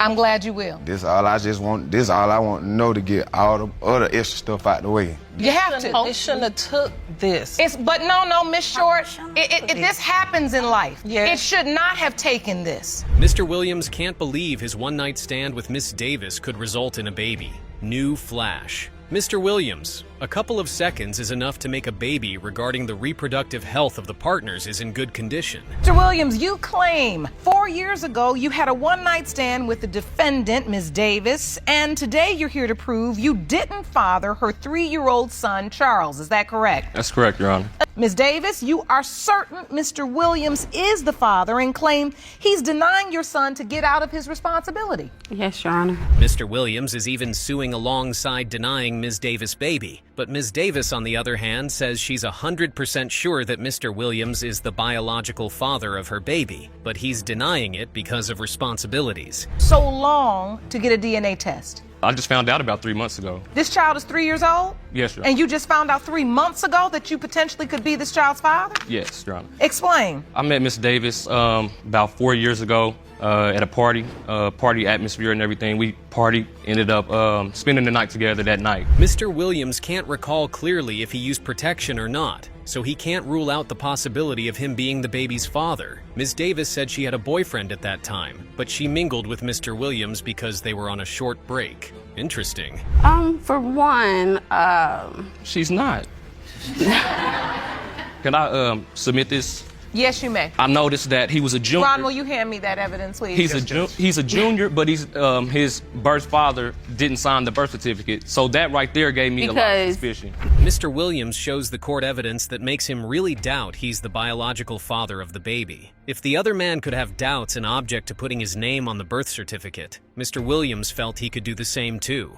When did you say you had intimate relationships with the plaintiff? When was that one-night stand with Mr. Williams? Around the ending of September going into October. The end of September going into October. So, all right. Now, anybody else? That's what I need to ask. Yes, it was another man.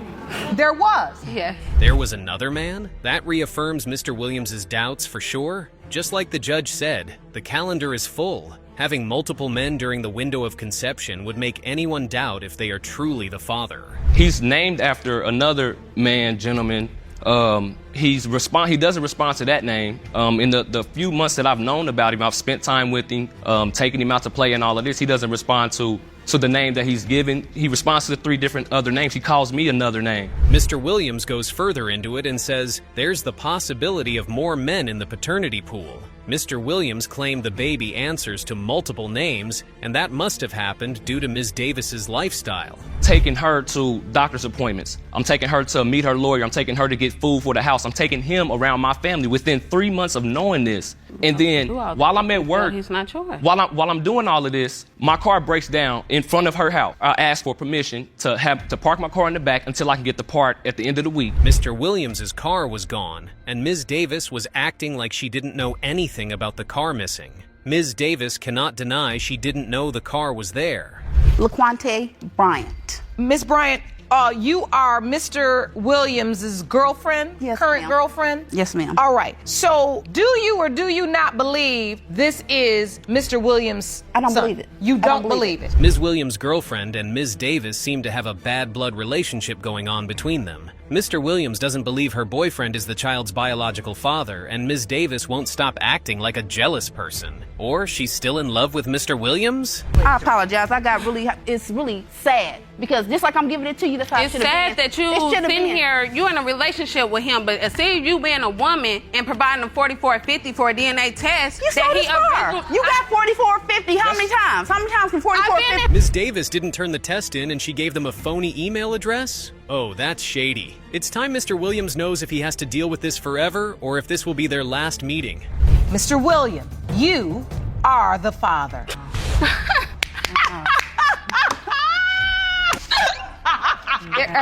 Is that joy? Nobody did anything to you, honey. I don't care. It's Stop okay. talking to me. You do owe my mom an apology, though. That's when you owe one. No, excuse me. Because you know you slept with somebody else. Miss Hooker. Miss Hooker. No. Go in there.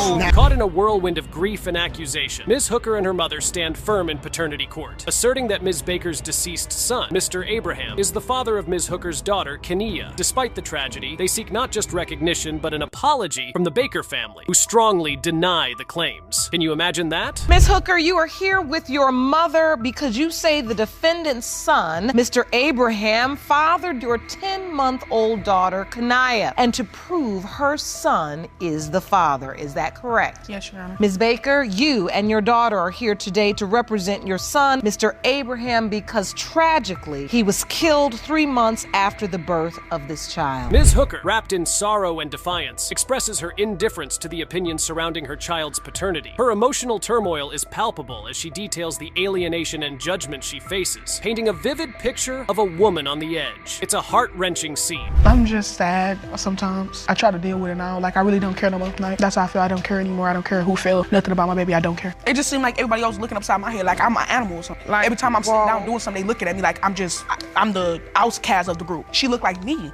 So why is a problem? That's why I decided I don't care about nothing. 6th grade year, we was best friends, and then we started talking, then we stopped talking, and then we started going together. The court hears Ms. Baker recount her son's doubts about his paternity, shared in his final days. This revelation stirs a mix of sympathy and skepticism, adding layers to the narrative as each side grapples with their pain. Ms. Baker seeks to clear her son's name, while Ms. Hooker fights to establish his responsibility. Oh, the drama. Kenia's biological father. My son was on vacation, and we kept hearing that Denia was pregnant, but then when we finally found out for sure, he told me, he said he wasn't the only boy that had messed with Denia. And he made me promise that we was gonna get a blood test, and the way we thought they were gonna go, and now we're here. Well, I'm so very sorry for your loss. Let me say that. Tensions rise as allegations of other potential fathers are mentioned, challenging Ms. Hooker's claims. She laughs off these accusations, her laughter tinged with pain, defending her fidelity. The courtroom turns into a battleground of conflicting stories and raw emotions, each party clinging desperately to their version of the truth. Phew, that's just a mess. He was supposedly sleeping with Denia. Ms. Hooker, I have to ask you, was there another guy? No, cause that's why it's funny, because how can somebody tell me who I was sleeping with? Nobody in the room was in the room with me when I was sleeping with somebody. What do I have to lie for? Keyshawn told us that he wanted the blood test. The only way, Keyshawn only denied the baby when him and my daughter was arguing. Other than that, I have pictures with him laying on her stomach. In a touching moment, Ms. Hooker reveals that despite the disputes, Mr. Abraham had moments of connection with Kenia, complicating the family's narrative of denial. The skepticism from Ms. Baker and the broader family leaves Ms. Hooker feeling vilified and ostracized. A truly sad affair. Like I told him, you played grown, now it's time to be grown. Because if it's your baby, you not finna run and you not finna leave the whole bag on her. Him or my family are not those kind of people to do that. Oh, you can't go. Don't go there, Miss Blanche. Don't go there, Miss Blanche. Don't go there, because you know the truth is we're all here to talk, honey. As the hearing nears its climax, the courtroom is electric with anticipation and dread. Ms. Baker and Ms. Hooker, wrapped in a haze of grief and conflict, await the DNA test results. This moment, heavy with potential for healing or further heartache, holds the power to unite or irreversibly divide the families. Who's ready for the verdict? Kenia did get left out. So did my grandmother, and so did one of my sisters. Okay. It wasn't just the baby. We weren't together. Nobody was thinking right at that time. We weren't with none of us together. She went ahead to try to call herself helping me, and she was going ahead of me to finish it up, and all three of these people got left out, so it wasn't just Kenia. In a final, desperate plea for clarity and peace, both sides articulate their fears and hopes. Their voices echo the profound impact of the case on their lives. As they stand on the precipice of a verdict, the courtroom holds its breath, ready for the revelation that will either mend or permanently scar their bonds. Kenia. Yes, they will. They don't have to. I already you know what I said already, Judge. Since she got left out the obituary, I have already told them, if it comes back saying Kenia belongs to Keyshawn, I'm going directly back to the funeral home and get a set of obituaries made. So when this baby grow up and she read her dad's obituary, there's her name. With the courtroom wrapped in tense silence, the judge prepares to unveil the truth that could bridge the chasm of grief or confirm the fears haunting both families. As they brace for the decision, the weight of the impending verdict is palpable, a reminder of our deep human need for closure and truth. What will the DNA results reveal? Stay tuned. The percentage of relatedness between Ms. Baker, Mr. Abraham, and Kenia Abraham is 0%. This is why right here. Miss Baker, are you all right? Do you need to sit down? Do you need to sit down, ma'am? They weren't gonna tell me sorry, so I'm not telling them nothing. Do you need to sit down, ma'am? Nobody did anything to you, honey. I don't care. Nobody do nothing to me, but I don't like you. That's I don't like you. Caught in a whirlwind of accusations and denial, today's courtroom drama unfolds with Miss Miller staunchly asserting that Mr. Rasmussen is not the father of 3-year-old Xylee. Despite his unwavering commitment, driving over 100 miles each way to see her, the specter of doubt hangs heavy in the air. Oof, things are about to get ugly. This is the case of Miller versus Rasmussen. Thank you, Jerome. Good day, everyone. Ms. Miller, you're here to prove to your ex-boyfriend, Scotty Rasmussen, that he is not the father of your 3-year-old daughter, Xylee Rasmussen. Yes, Your Honor. You claim you've been in an ongoing court battle over custody and have petitioned the court several times for a DNA test, all of which have been denied. Yes, Your Honor. Ms. Miller is adamant, her words sharp with conviction, claiming their broken relationship and Mr. Rasmussen's past infidelity are at the heart of this paternity dispute. But there's more. She suspects the real motive behind his dedication is less about love and more about tax benefits. Can you believe that? She hates me because at the end of the relationship, when things got rocky, I'll admit it, I did go to another woman. I'll be the first to admit that. You know, it was my mistake. Is that true, Ms. Miller? No. It's not? No. Tell me what you believe to be true in this situation. Yes, I was very mad at him for being a cheater. He cheated on me through pretty much our whole relationship. No, I do not hate him because of that. I lost my respect for him, yes. As Mr. Rasmussen counters, detailing his exhaustive efforts and financial support, it's clear this is no mere legal formality. He's fighting not just for rights, but for recognition. Every mile he drives, every dollar he spends, screams of a father's love denied by technicalities and unresolved past wounds. I want my visitation because my daughter means the world to me. I want to be in her life as much as I possibly can. I mean, if he's driving 160 miles each way every other weekend, the money he would get in his taxes, he's spending in gas. I'm paying my child support. I have my child support payments right here, plus an additional $3 fee, plus an additional $60 annual fee just to pay my child support. The plot thickens as Ms. Miller drops a bombshell. She insists Xylee was conceived while Mr. Rasmussen was miles away, lost in the lights of Vegas. The court is left reeling as she details her brief affair during his absence. The timeline is murky, the details sordid, and the implications profound. When she was conceived in March of 2011. He wasn't even in the same state.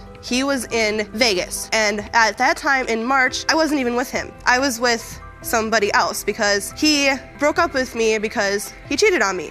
I'll be the first to admit it was a mistake. Amidst the legal jargon and piercing stares, Mr. Rasmussen's emotional plea cuts through the courtroom noise. His voice breaks, recounting the snowy drive to the hospital, the birth he witnessed, the life he's built around a daughter he might lose. It's a heart-wrenching narrative of paternal love, clashing with harsh realities. 5 or 6 months or so, give or take, after she was born, we were at family court talking to the family court commissioner about custody and the things that go along with that, like where she'd be going to school, her doctor, and all that. And Miss Miller brings it up that I could possibly not be the father because of another man that was involved, and she gave some date. I can't remember the specifics. As Judge Lake probes deeper, the truth becomes as convoluted as the emotions on display. Ms. Miller's reluctance to grant visitation seems intertwined with deep-seated resentment and a haunting doubt about Xylee's paternity. The courtroom holds its breath as familial bonds hang by a thread. I'm not even quite sure. After we broke up, he changed his number, he moved, he pretty much disappeared. I have tried to find him, I have tried to get a hold of him, and You also slept with somebody else. We weren't even dating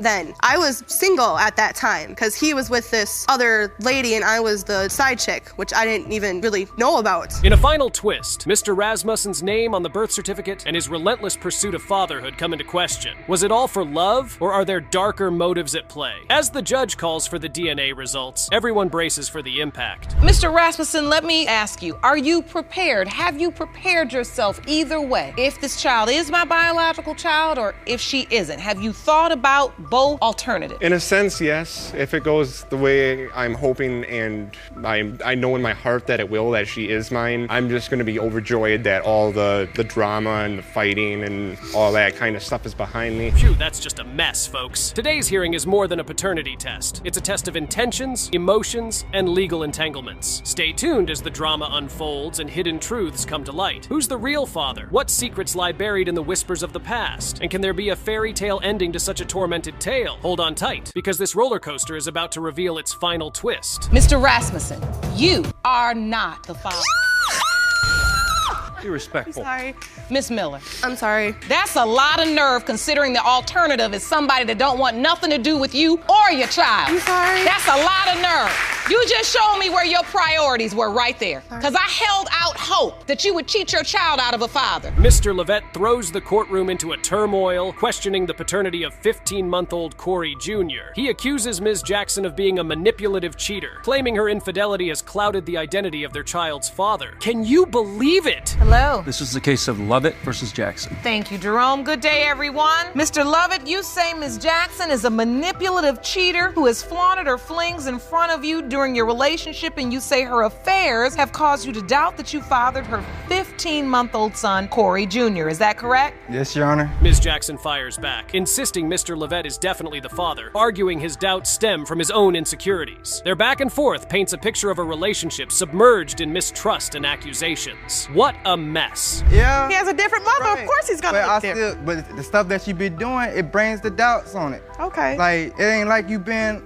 good. You're right. Of course, you've been pregnant. And you ain't either. He didn't take the relationship seriously. He was talking to other women. So being that he didn't take it seriously, I didn't take it seriously. He was talking to other women and I were talking to other guys. The plot thickens as Mr. Levette describes his love for Corey Jr., but can't shake his doubts due to the child's appearance and Ms. Jackson's questionable actions. He recounts finding tracking devices and unauthorized access to his social media. Talk about drama. She on my Facebook. Like, people be thinking they talking to me and they not. They talking to her. She got my Facebook code and everything. Okay, I wasn't like stalking you. You gave me your tracking password. devices on my phone, right? Yes, because How I many did not times? trust you. Every time I delete it, I'll wake up in the morning sometimes. And when you get a new I see a phone- little bird on the top of my phone. Like, what this bird doing? Ms. Jackson admits to her sleuthing tactics, justified by Mr. Levette's history of disloyalty. She's on defense, trying to protect her heart in a relationship where secrets seem to be the norm. Who's fooling who here? He's been proven to be not loyal. And buying him, me loving him so much and him loving me so much and us wanting to be together, I had to be certain that I wasn't being played. You got detective skills. I don't You're play. looking for another profession.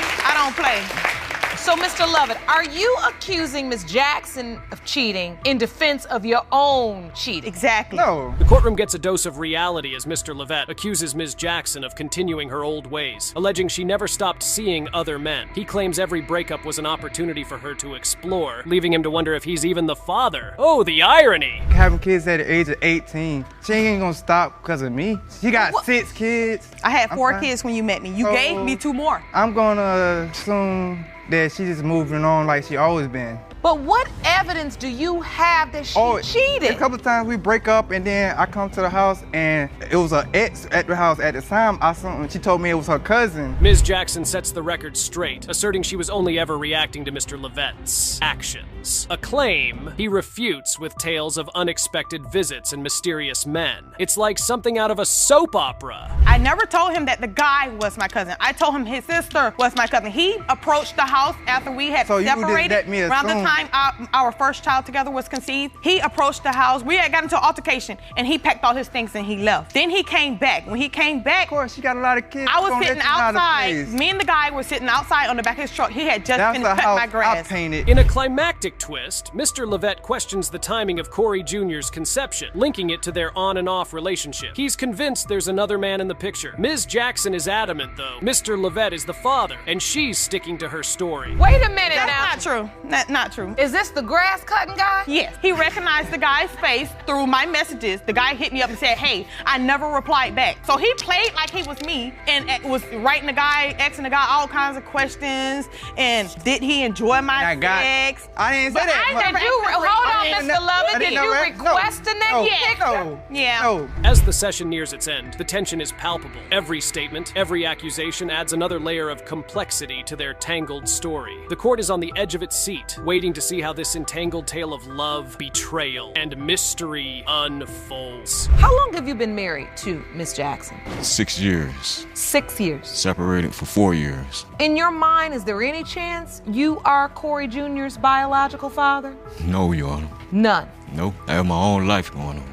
I just had 2 beautiful twins. I'm just waiting for my divorce for them 2 to get themselves together so I could finally have my divorce. With everyone itching to know the truth, the day of reckoning is finally here. Take a deep breath. This is the moment of truth. Are you ready to find out? Let's dive in, because this roller coaster is about to reveal its final twist. Mr. Coleman, you are not his father.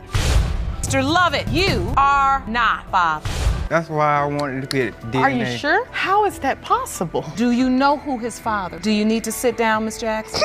Oh my God. Oh my God.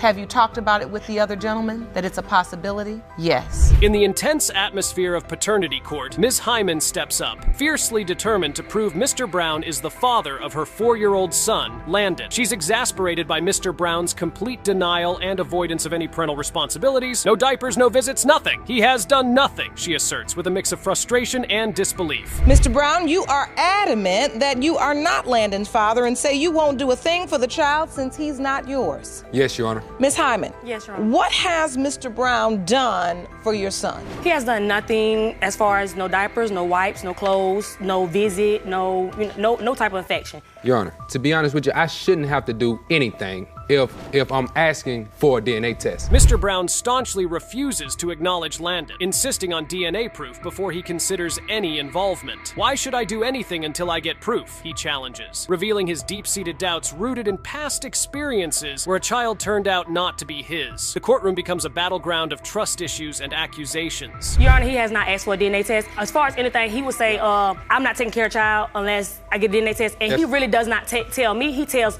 family members. He tells my cousins, my mom, his mom. So he has never directly asked you for a DNA test? You disagree, Mr. Brown? You say you have? No. Yes, I have. Why should I do anything until I need proof? As they trade barbs, Mr. Brown's skepticism is evident. He recounts, if you went through one situation where you find out a child is not yours and then you're going through another, you would not go through that twice. His past pains bleed into the current dispute, making every claim by Ms. Hyman seem suspect to him. From the past experience, when I had asked for a DNA test. She's not talking about the past experience. She's talking about the current experience with our son. Listen, if you went through one situation, it doesn't matter about that situation. She's talking about the current situation if you went through one with situation, Landon. Your Honor, and you find out a child is not yours, and then you going through another, you will not go through that twice. Okay, if you would go through it twice. My point is, in addition to that, we've established that you've had a previous situation. The debate heats up as Ms. Hyman accuses Mr. Brown of lying about using protection. You ain't used no condom with me but one time, boy. Why is you standing right here lying like that? She exclaims, challenging his credibility in front of the judge. The courtroom erupts in murmurs as the allegations of deceit and denial deepen. I'm asking you. You a whole lie. We never walked. You ain't used no condom with me, but one time, why is you sitting right here lying like that? I wish you would stop lying. You're saying you never slept with her unprotected. Lie.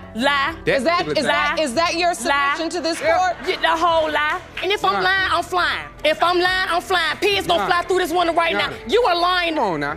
Come on now. All right. The hearing takes a turn as Miss Tart, Mr. Brown's mother, adds her own doubts. She was approached at work with claims that another man was Landon's father. This revelation adds another layer of drama. He knew firsthand, she confirms, about someone else claiming to be the father. The courtroom's tension peaks as familial bonds and rumors clash dramatically. So you were at work and someone came up to you and said, I think you should encourage your son to get a blood test. Yes, sir. Because yes, you are. It's okay. I have a lot of masculine energy, don't I? He encouraged you to have your son get a DNA test. Yes, Your Honor. Because he heard or knew firsthand? He knew firsthand. He didn't know that someone else was claiming this child as their own. Yes, Your Honor. In a touching moment, Ms. Hyman passionately defends her position, emphasizing Landon's resemblance to Mr. Brown. My son has the same lips, the ears, the eyes, the nose. He has my nose, she asserts, fighting back against the swirling doubts and rumors. The emotional weight of her plea resonates through the courtroom. My son doesn't have no facial features, no anything as this other young man. My son has the exact same birthmark on the same side as this young man. My son has the same lips, the ears, the eyes, the nose. He has my nose, the chin. Your Honor, looks don't mean nothing. You can think about a person so much that a child come out looking like that person. But my whole thing, Your Honor, if you can no, I don't know that. As the session reaches its climax, the courtroom is charged with anticipation and dread. Both parties witnesses articulate their fears and hopes, their voices echoing the profound impact of the case on their lives. They stand on the precipice of a verdict, the courtroom holding its breath, ready for the revelation that could either mend or irreversibly divide their lives. I appreciate that faulty evidence. Your Honor, if we was beefing with each other, how can we hang around each other for my child to look like you if we wasn't around each other? How can that So you resent the fact, Ms. Hyman, that he even questions it all? No, I don't resent the fact. I don't resent the fact that he questions it. I mean, I can You believe it's substantiated? I understand why he Okay, so you can understand why he questions. I can understand why he questions. With everyone on edge, the judge prepares to unveil the DNA truth. The weight of the impending decision is palpable, highlighting the deep human need for closure and truth. Are you ready for the reveal? Stay tuned. Mr. Brown, you are not the father. It's okay. Okay. Ms. Hyman, you assured this court that there were no other possibilities. I really felt that he was his son.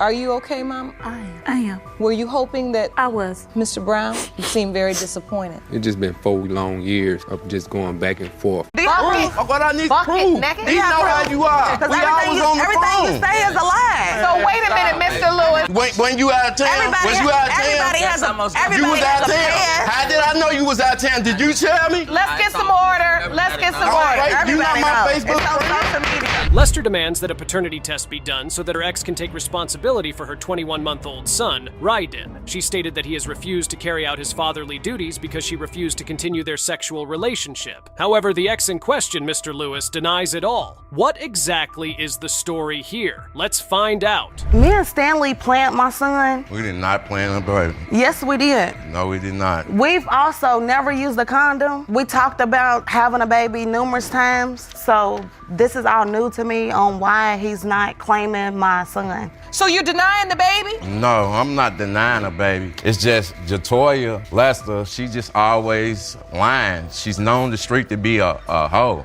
Oh, that turned wild too quickly. Even Judge Lauren had to call them both to order. However, moving on, Lewis explains how he and Lester came to have sexual knowledge of each other. It all started with seeing each other at the grocery store. And after some days, they moved to each other's beds. However, Lester seems to have a different story. No condom. He's lying.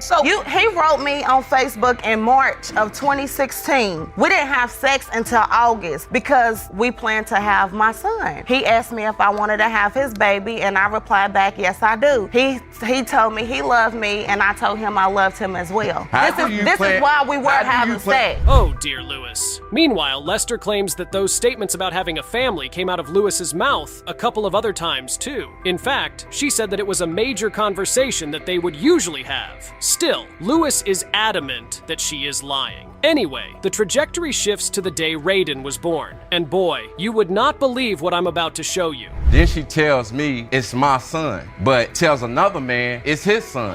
He's actually at the hospital. Actually, I told him he was Hold on, let him finish. He was at the hospital. At the hospital, he cut the umbilical cord, and he signed the birth certificate. So how am I the father? This birth certificate, oh yeah, here it is. Certified record of birth for Raiden Jador. Father's name is another man's name. I think we're beginning to see clearly why Lewis is skeptical of Raiden being his. How would you have another man's name on your baby's birth certificate and yet still claim that another man is his father? I don't know, man. Something is off. Now, when Lester was asked to explain herself because clearly there has to be something that no one is aware of, she says this. I'm not gonna chase someone around. You knew you had this baby. Why do I have to chase you around? Why do I have to tell you this? If I've told you once, I even enlightened him on the days that I was scheduled to go see the doctor during my pregnancy. He knew the situation. As long as I did my part as a woman, that's all that matters. So were you having sex with this other guy? I had sex to him 2 weeks. I had sex to the other man 2 weeks prior to him getting the... This just keeps getting wilder. But there are even more unbelievable things to come in this episode of Lewis and Lester's drama. Here is one. Now, as Lewis explains why he believes that Ryden couldn't possibly be his, he drops this bomb. I've been shot multiple times to where the doctors have pumped so much medicine in my body, and they told me that I couldn't have kids at all. And since that time, you haven't fathered any other children. No. And that's why you feel Raiden is not your biological child. First of all, Yana, he doesn't even look like me. Wow. there is a fiancé in the mix. In fact, he is in court. Although this guy, Kevin Brown, tells the court that he is only there to provide support to Lester, his babe, Lewis 100% believes that Kevin could be a potential father. However, the judge has questions for Kevin, and I honestly can't wait to hear what he has to say about all this. Let's take a look at the following clip. Hi, Mr. Brown. Thank you for being here today. Mr. Lewis just testified that you and Ms. Lester have had a 10-year relationship. Yes, Your Honor. And you've been sexually active with her for those 10 years? Not at all, Your Honor. Stop lying, man. Quit fronting. When I got in the picture, Raiden was already, I'd say, 3 to 4 months. Okay, well, I'm glad Kevin was at least civil, unlike those two, but the court session did not end there. Of course, Lewis had something to say about Kevin's testimony, claiming that he did not believe a word Lester's fiancée said. In such a moment, you would think that Lester would channel her words to back up her man, right? But this woman spewed unbelievable things I can't even say. Take a look at this. I would have him in this loop where I'm having sex with him and him, and they both know it. When I'm mad at him, I go to him. When I'm mad at him, I go to him. It's not a secret. It's not like I'm playing neither one, because they both know. At the beginning of this year, that's when we decided to be serious with this relationship. How can she be serious when she just hit me 2 weeks ago trying to get me to come have sex with her? Do you have proof? My, I have never seen a messier group. What's worse is that they aren't even speaking about the innocent baby Raiden, whose biological father we still don't know anything about. Instead, all these two are focused on is hurling nasty words at each other and exposing themselves. What's even sadder is that Lewis's mother, Yvonne Martin, is entirely in love with Raiden. Believing that he is her grandchild, she has developed a bond with him. He's been a real joy to me. I've developed this bond with him. He's developed a bond with my family. He's been around all of my family, and they all just love him to death. And you come and get him every weekend? Every other weekend I come and get him. He got clothes and everything at my house. And you have fallen in love, completely in love? Totally in love with him. So today's results really mean everything. Yes. Why are you crying, Miss Lester? What are you feeling in this moment? His mother has been nothing but a lifesaver. Well, it appears that everyone is a little calmer now after Lewis's mama gave her testimony. Mothers, bless their beautiful hearts. Well, all that is left is to reveal the DNA test report finally, so both parties can get the ball rolling from here on. Are you curious to know what the report says? Well then, let's find out. Mr. Lewis, you are not the father. Can I say this? I made a mistake, but I can only move forward from her, and I apologize to both of y'all, and we do appreciate everything y'all done for us. Mr. Lewis, I see how much pain you're feeling now. What are you feeling, sir? It's hard to even hear the results. Late Mr. Abraham's family is in court to defend their son, who, before his tragic death, stated his doubts about being the father of the defendant's child, Kenia. However, the defendant, Miss Hooker, maintains that the baby is his and expresses her hurt at the doubt Abraham's family has about her daughter's paternity. I'm just sad sometimes. I try to deal with it now. Like, I really don't care no more. That's how I feel. I don't care anymore. I don't care who fell. Nothing about my baby. I don't care. It just seemed like everybody else looking upside my head like I'm an animal or something. Like, every time I'm sitting down doing something, they looking at me like I'm just outcast of the group. She looked like me, so why's the problem? That's why I just say I don't care about nothing. None of that. I don't care. Okay, so Ms. Hooker, let me ask you, what was your relationship with Keyshawn? Were you boyfriend and girlfriend? First, we was best friends. From what Hooker said, it looks like she and Abraham were at least civil before his passing. So, where did all of this go wrong? Could it be that Abraham's family just don't like Hooker and are finding a fault when there isn't any? We'll see. It's not Miss Baker who denies Kenia. It's her family who makes my daughter feel some type of way. It's not Miss Baker. She was too fat to be his baby. She fat like them, and it's just a whole bunch of stuff. Never from Miss Baker. It's always her family who always have something to say about my grandbaby. However, Miss Baker, Abraham's mom, has a different opinion about the situation. She claims that rumors about Hooker being pregnant started flying around when Abraham was on vacation. When Abraham got back, he allegedly also told his mom that Hooker had been with other men and, therefore, had doubts about the pregnancy being his. But then when we finally found out for sure, he told me, he said he wasn't the only boy that had messed with Denia. Okay. And he made me promise that we was gonna get a blood test, and things didn't go the way we thought they were gonna go, and now we're here. Well, I'm so very sorry for your loss. Let me say that. I know this is difficult. May I ask what happened to Keyshawn? He was shot. Well, Hooker denied that allegation, more like laughed it off. And her mom, of course, backed her up, claiming that the late Abraham denied being Kanaya's father when he and Hooker got into an argument. She also reiterated that Abraham was loving to Hooker, and that all the bad energy was coming from his family. At this point, Abraham's sister decided to clear the air on that. I know my mom said something about, she had a birthday dinner, and my mom did tell me, she said something about she think I didn't like her, or, you know, things like that. Maybe her perception of what other people view of her is just her perception, because she has to understand that sometimes it's hard for people to look, for me personally, to look at the baby, because it's just a reminder that my brother's not here. So it's not about her and her feelings. When she does come around, it is a sense of sadness for me. Well, it is great that the misunderstanding has been cleared. There is one thing about people who enjoy seeking out trouble, the subtle snickering just to annoy the other party. That is precisely what Hooker has been doing since this court session started. And at this point, Miss Baker has had enough of Hooker's attitude and snide remarks. Like I told him, you played grown, now it's time to be grown. Because if it's your baby, you not finna run and you not finna leave the whole bag on her. Him or my family are not those kind of people to do that. What did I do to her? Oh, you can't go. Don't go there, Miss Blanche. Don't go there, Miss Blanche. Don't go there, because you know the truth is you. We're all here to talk, honey. This is I don't know what Hooker's problem is, but she does not need to be doing all of this. The matter at hand is way more serious. But as much as Baker and her daughter claim that they do not harbor any kind of ill feelings toward Hooker, there is something relating to Abraham's death that's upsetting Hooker. Now, what exactly is that? Let's find out. My daughter really feels some type of way. It's not that she feels some type of way, it's like she more hurt behind the obituary. And Miss Carolyn has explained to her about the obituary, how the obituary went, but in her heart, she feel like, and that's why she has so much animosity towards Toy. I just feel like this, when this come back and it's the baby, I don't want no sorries from nobody. Keep your sorries. I don't want no sorries. I'm not giving you a sorry. Okay, I'm not asking you to. Shut up. That's it right there, the obituary note. As much as she says she doesn't care, we all know she does. I mean, look at her getting all swollen up because of an obituary. I did get left out. So did my grandmother, and so did one of my sisters. Okay. It wasn't just the baby. Okay.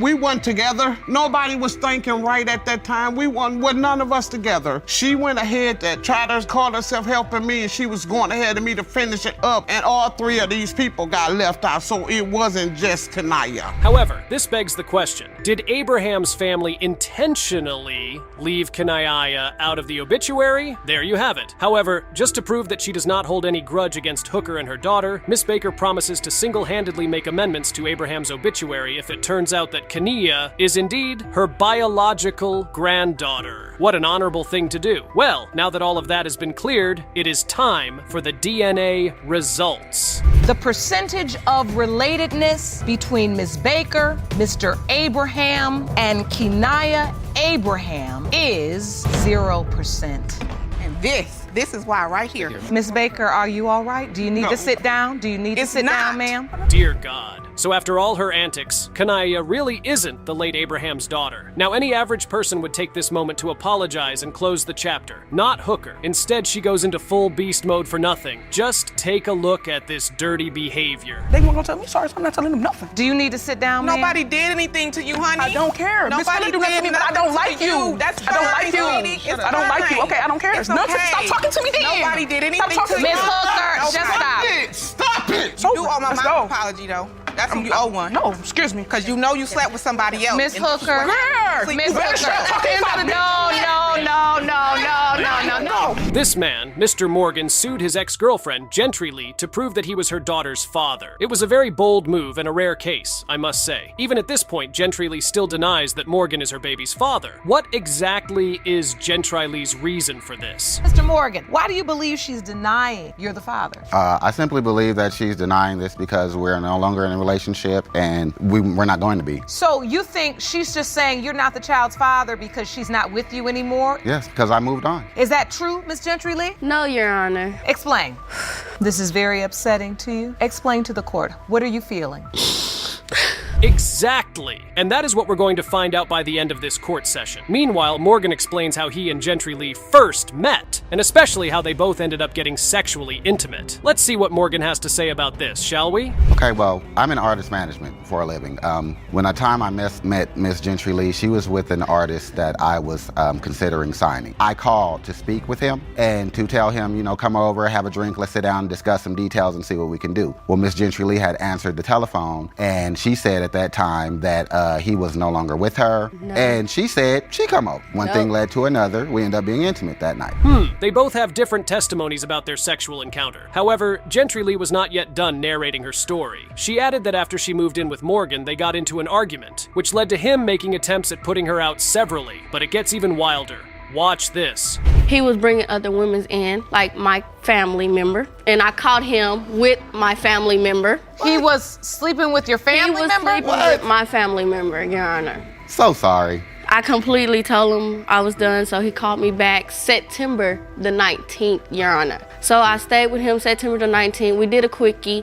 Then I left him that day and went with another guy, Your Honor. Oh, now there is another man in the picture. Gentry Lee claims that it was only after she got with this other man that she started having pregnancy symptoms, cementing her belief that Morgan isn't the baby daddy. So, she didn't tell Morgan anything about the pregnancy. But how did he find out? She was at my house. She needed some hygiene products. I was going shopping for my own things. At that time, I figured she had been there for a month. Like, okay, so when is your period, basically? Are you gonna need some pads? She's like, yeah. She put them in my top shelf that's next to my bathroom, and they remained there. They never got open. She never used one. And after time, I'm like, okay, why aren't these open? Why aren't you using them? I haven't had my period. Why haven't you had your period? I don't know. I don't know about you, but I don't see how all of this is leading somewhere. Their stories do not match. There have been accusations of infidelity, and there seems to be another man in the picture. All of this is just everywhere. And the age gap between these two? God, no. All of it is just wrong. Mr. Morgan, how old are you? 37. Mr. Morgan, I can do the math on the baby and see she was of age. But wow, this is a very young girl. And Miss Gentry Lee, at your age, you talking about you were so sad you weren't pregnant, but you having sex with Mr. Morgan and another guy. Can you imagine that? Now you guys can see what I mean when I say everything is just so wrong. However, something isn't matching up. Hear me out. If Gentry Lee truly believes that Morgan is not her baby daddy, why is she providing Morgan with all the information about her pregnancy, including her baby's ultrasound? I mean, make it make sense. Do you know why you're entertaining this if you really don't believe he's your child's father? I don't. The only time I'm not the father is when I give an indication that this will not be a relationship. Then it's somebody else's baby then. No. Miss Gentry, I really don't care if you're in a relationship with me. Because you put me through so much hell, I don't know why. So she's pregnant now. Are you invited to go to any appointments? You get an ultrasound picture. Do you go to appointments? Now, you say the only time it's not my baby is when I... And now, Morgan's fiancée, Sharika Strawn, tells the court some unbelievable things about Gentry Lee. She claimed that Gentry Lee would always text her fiancé, Morgan, complaining about how hungry she was. So, out of her benevolence, Sharika decided to invite Gentry Lee over for a nice home-cooked meal and some other nice gestures, according to her. You stayed at my house for 4 days. Actually, I don't like it, but I deal with you, and I invited. He just told me. I went over his cousin's house. Per her request. I went over his cousin's house. You came to my house because I wanted you to be there. We live together. Anyway, I bought stuff for the baby. If she bought stuff, where is the stuff? At my house. I told you over and over to come get it, come look at it. Well, no one still understands why Gentry Lee claims that Morgan is not her daughter's father. She has not given one clear reason, and this bothers Judge Lauren, who asked her to provide proof, a reason, anything to make the court understand her standpoint. So, Gentry Lee provides a timeline, which, according to her, is proof that Morgan is not her baby daddy. Let's see what this proof is. Actually, the dude that been around my You have proof of the timeline. Yes, You're saying the timeline doesn't match up. Can I see that, Ron? You're saying the reason why you don't believe he's your child's father is because when you do the math as to when Amaya was born, conceived, and when you were with him, it doesn't match up. Yes. So you were intimate with the Mr. other... Morgan, yes. where it's in red. Wow. Either Gentry Lee didn't know that, or she intentionally wanted to keep Morgan away from his child if, eventually, she turned out to be his. Now, all of this is starting to get clearer. However, the only way everyone can know for sure where they stand is once the DNA test result is revealed. If you are ready to find out the real paternity, then take a look at this clip. You are the father.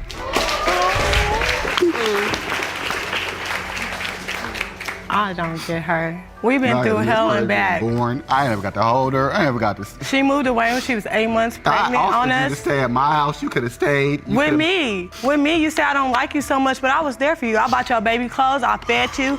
Like you're But so whatever this like, agreement we have with us. Seeing this, Gentry Lee has some serious beef with Morgan that no one knows about. That, or the fact that she is so young, makes her actions just as irrational for someone her age. I mean, Judge Lauren just had to spell it out in hopes that she would understand the stakes on the ground. This little baby. Yeah. This innocent little baby.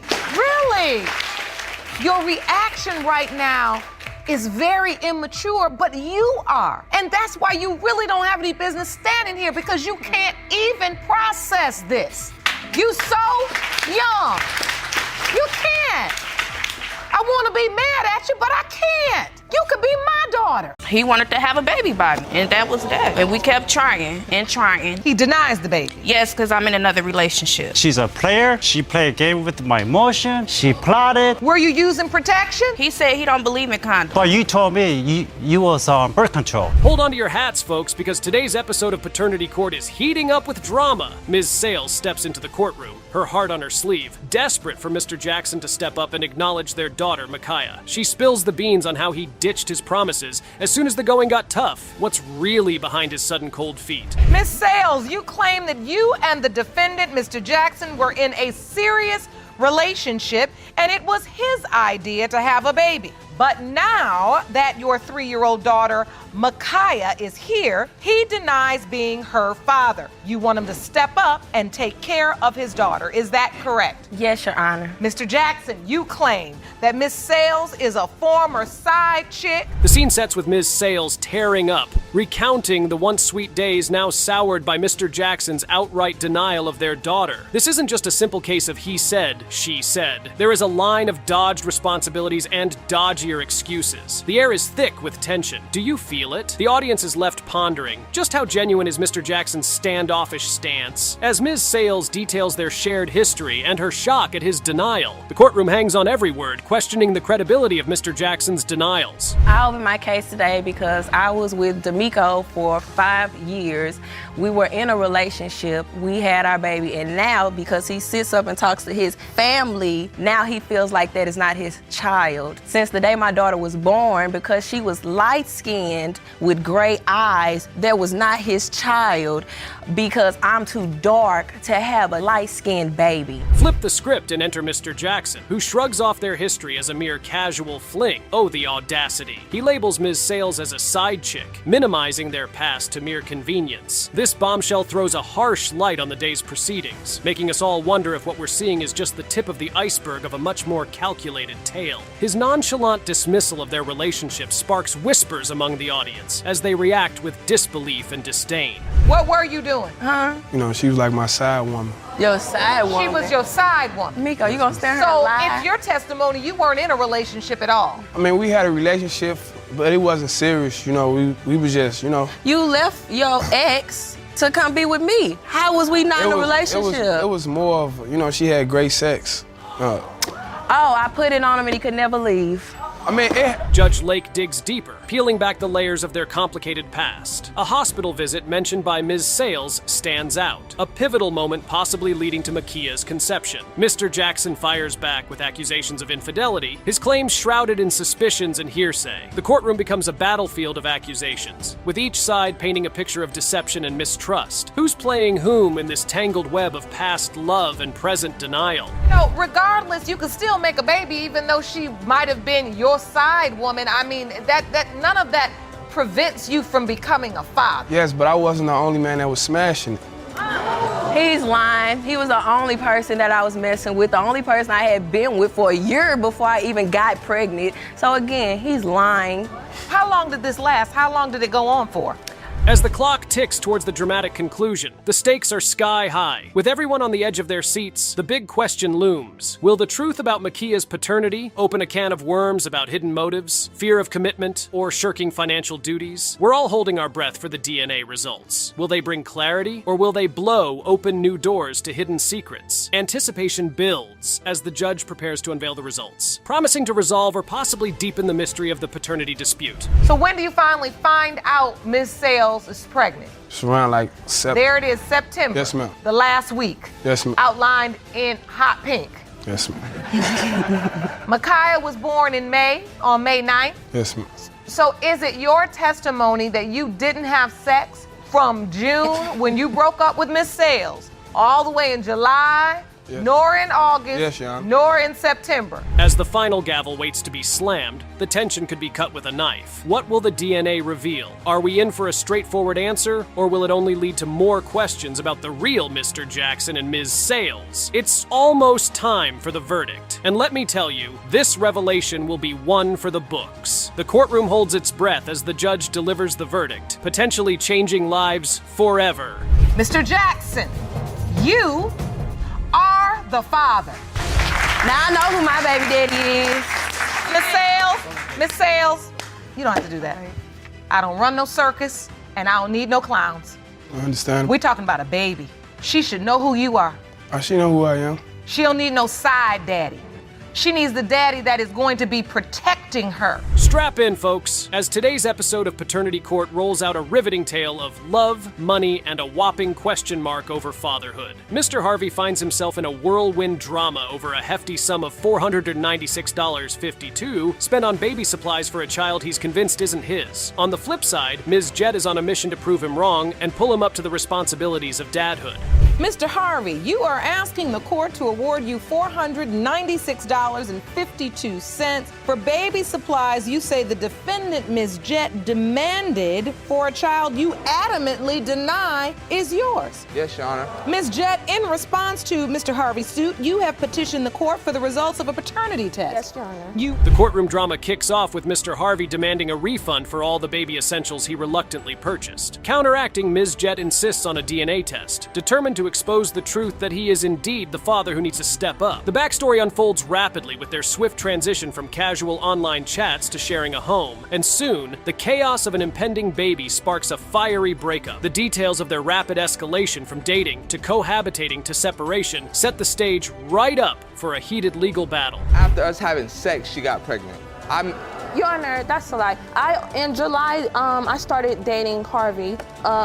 Every day, I actually moved with Harvey in July. Every moved day. in with Yes, him? I did. And every day we had sex every day. You got pregnant nonstop. 2 weeks. I didn't find out till I was So we had sex the first week I met you? No, I didn't. Okay, so it was the second I didn't week. find out till I was pregnant a month later, which was August. The tension escalates as Mr. Harvey presents receipts and witness testimonies, attempting to disentangle himself from financial commitments. Ms. Jett, supported by her mom, argues that Mr. Harvey is merely trying to dodge his paternal duties. Emotions surge as both parties lay their cards on the table, each adamant about their version of the truth. But come on! He had receipts. He couldn't be lying, right? We stopped talking. She moved back to Orlando. She wrote. Why'd you stop talking? Because he was so sexually active with other women. He was cheating on me. Okay, so there was a breakdown in the relationship, and then it ended. Yes. So at some point you were living apart. Yes. And then you demanded he bring you. I was asking him months and months and months. Can he get this? Can he get that? He said, no, I'm not getting. Just when Mr. Harvey seemed to embrace the idea of fatherhood, the plot thickens with accusations of infidelity and a controversial Facebook photo tag linking another man to their child. This unexpected twist sends Mr. Harvey reeling, fueling his doubts about the entire situation. As the courtroom buzzes with the drama of receipts and eyewitness accounts, suspicions arise that Ms. Jett may have viewed the baby as a ticket to financial stability. The air crackles with tension as the courtroom becomes a battleground for truth and deception. And it is no joke. Don't worry, you ain't gotta worry about me leaving her. You said that. And I can sense your anger and your frustration. You said and that's because you feel like he's turned his back on? Yes, the baby? Because, Your Honor, he was there for the delivery. And Your Honor, I lost my job because of that too. He cut the cord. I lost my job because I was supposed to go to work that morning, Your Honor, and I came over there. I came there. We wasn't even talking. She was in a relationship our whole pregnancy. As the episode nears its climax, the audience is on the edge of their seats, absorbed by the unfolding drama that dives deep into the motives, deceit, and the high stakes of money swirling at the core of this romantic debacle. What's the real story? And at what cost does a romance falter and fall? Stay tuned as the curtain rises on the dramatic finale, where the results of the DNA test are revealed. Will the truth free Mr. Harvey from financial burdens, or tether him forever to a new reality? We're about to find out. Make sure you're seated and ready for a verdict that could change lives. Here it comes. Are you ready for the big reveal? Mr. Harvey, you are not her father. It's fine. That's fine. It's fine, because I was in a relationship before I met him. I was in a relationship previous. Oh, now you're in a relationship? Before I met you, yes, but I was never pregnant. Miss Jet, you so diplomatic now. Because, no, listen, Your Honor, listen, Your Honor. I just witnessed. This is a tough one, and I hope you're ready for it. In this emotionally charged episode, the stakes are high as Mr. White brings his ex-wife, Ms. Mock, to court. He contends that she cleverly orchestrated the removal of his parental rights to pave the way for another man to adopt their daughter, suggesting hidden motives and perhaps financial incentives behind her actions. Mr. White, you've brought your ex-wife to court today because you believe she mysteriously had your parental rights revoked for a girl you believe was your biological daughter, thus allowing another man to adopt her. Yes, Your Honor. Now, you've petitioned the court for a DNA test and say once the results prove that you are indeed Miss Tasha Mock's biological father, you would like her mother to pay you $5,000. Mr. White opens with a tale of legal battles fought from behind bars, where he believed he was. Mr. White opens with a tale of legal battles fought from behind bars, where he believed he was defending his right to be a father. His story of perseverance as a dad in jail paints a tearful picture of a man struggling against the odds. Meanwhile, Ms. Mock's insistence that Mr. White is not the father shows her desperate measures to ensure her daughter's future, possibly swayed by the allure of stability offered by another man. Their stories unravel, drawing a complex picture of what might have been a battle less about custody and more about severing ties, peppered with accusations of deception and manipulation. Talk about messy. 30 days after Tasha was born, she brought her to the jail, let me hold her. The day afterwards, I was shipped upstate for 10 years. Now, a couple years after that, Julia had filed a petition to court for divorce in the Commonwealth of Pennsylvania. It's allowed because I was incarcerated for a period exceeding 2 years. About a year after that, she petitioned the court to involuntarily terminate my parental rights to both my son and to Tasha. I acted as my own attorney because I had nothing but... As the courtroom tension escalates, Ms. Mock's defense portrays her as a protective mother, but under the intense gaze of Judge Lake, inconsistencies begin to surface. The layers of their tumultuous relationship heal back, revealing a saga of distrust and strategic maneuvers possibly motivated by financial benefits or an escape from past emotional entanglements. The audience is left weighing her claims. Was she acting as a protective mother, or were darker motives at play?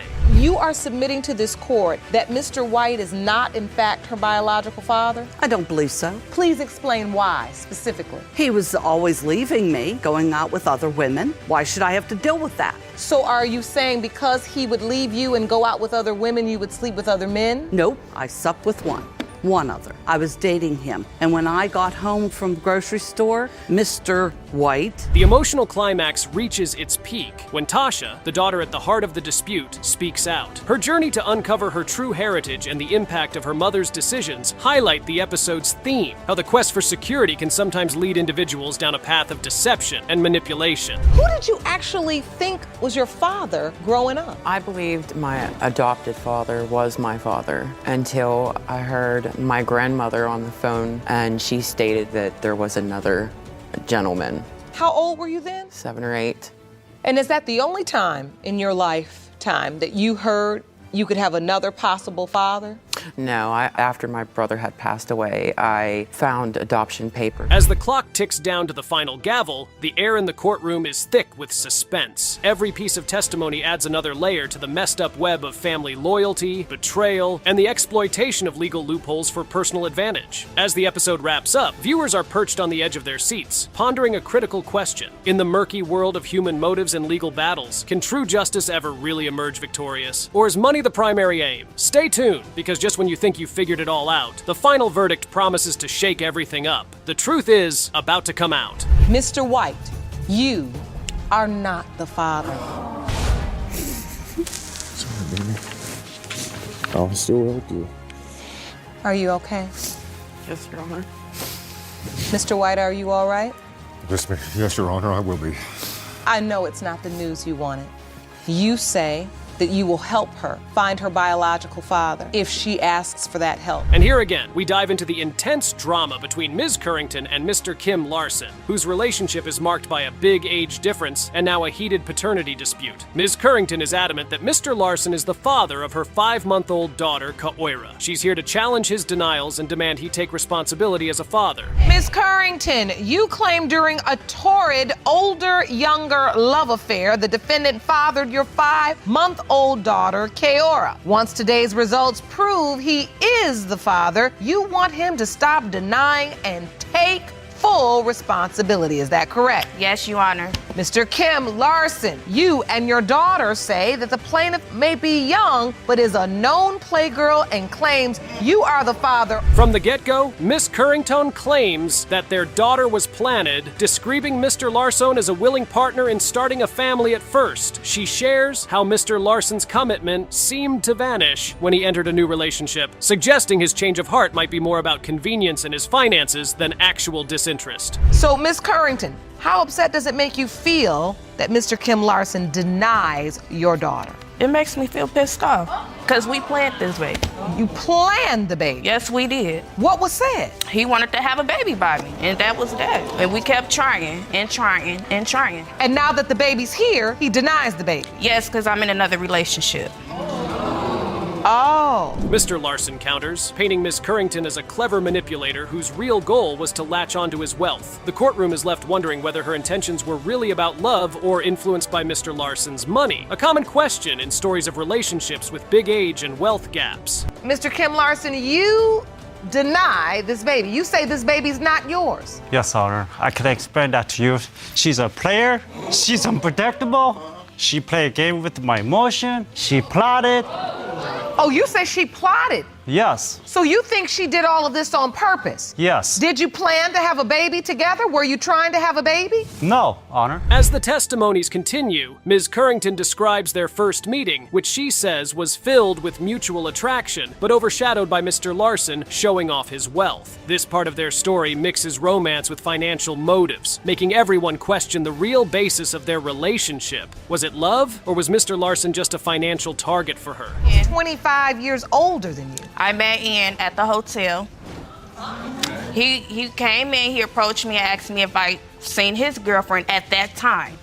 And I said no, but I would help you look for her. So we walked in the hallways and knocked on every door, okay? What made you want to help him look for his girlfriend? Because I was being nice at the time. You were being nice? Promiscuous. As we move closer to finding out the truth about Kaoira's paternity, the tension in the courtroom builds. This episode highlights deep issues like trust, betrayal, and the complexities of relationships where money plays a big role. Is Ms. Currington genuinely in love, or was this all a plan to secure a wealthy partner? Stay tuned as we prepare for the big reveal. The upcoming decision promises to cut through the complications and show us the truth. Will the court support Ms. Currington's claims, or will Mr. Larson's doubts about her motives hold up? Watch as the verdict unfolds. It's going to be a revealing conclusion to a saga filled with emotion and drama. Get ready. The truth is about to be laid bare. Mr. Kim Larson, you are the father. Dad. No. You already knew that. That makes you emotional to hear, Mr. Kim Larson? Yes, Honor. And why is that? I don't know how to explain. You're happy that she's your little girl, or you're just happy you know the truth? What are you feeling?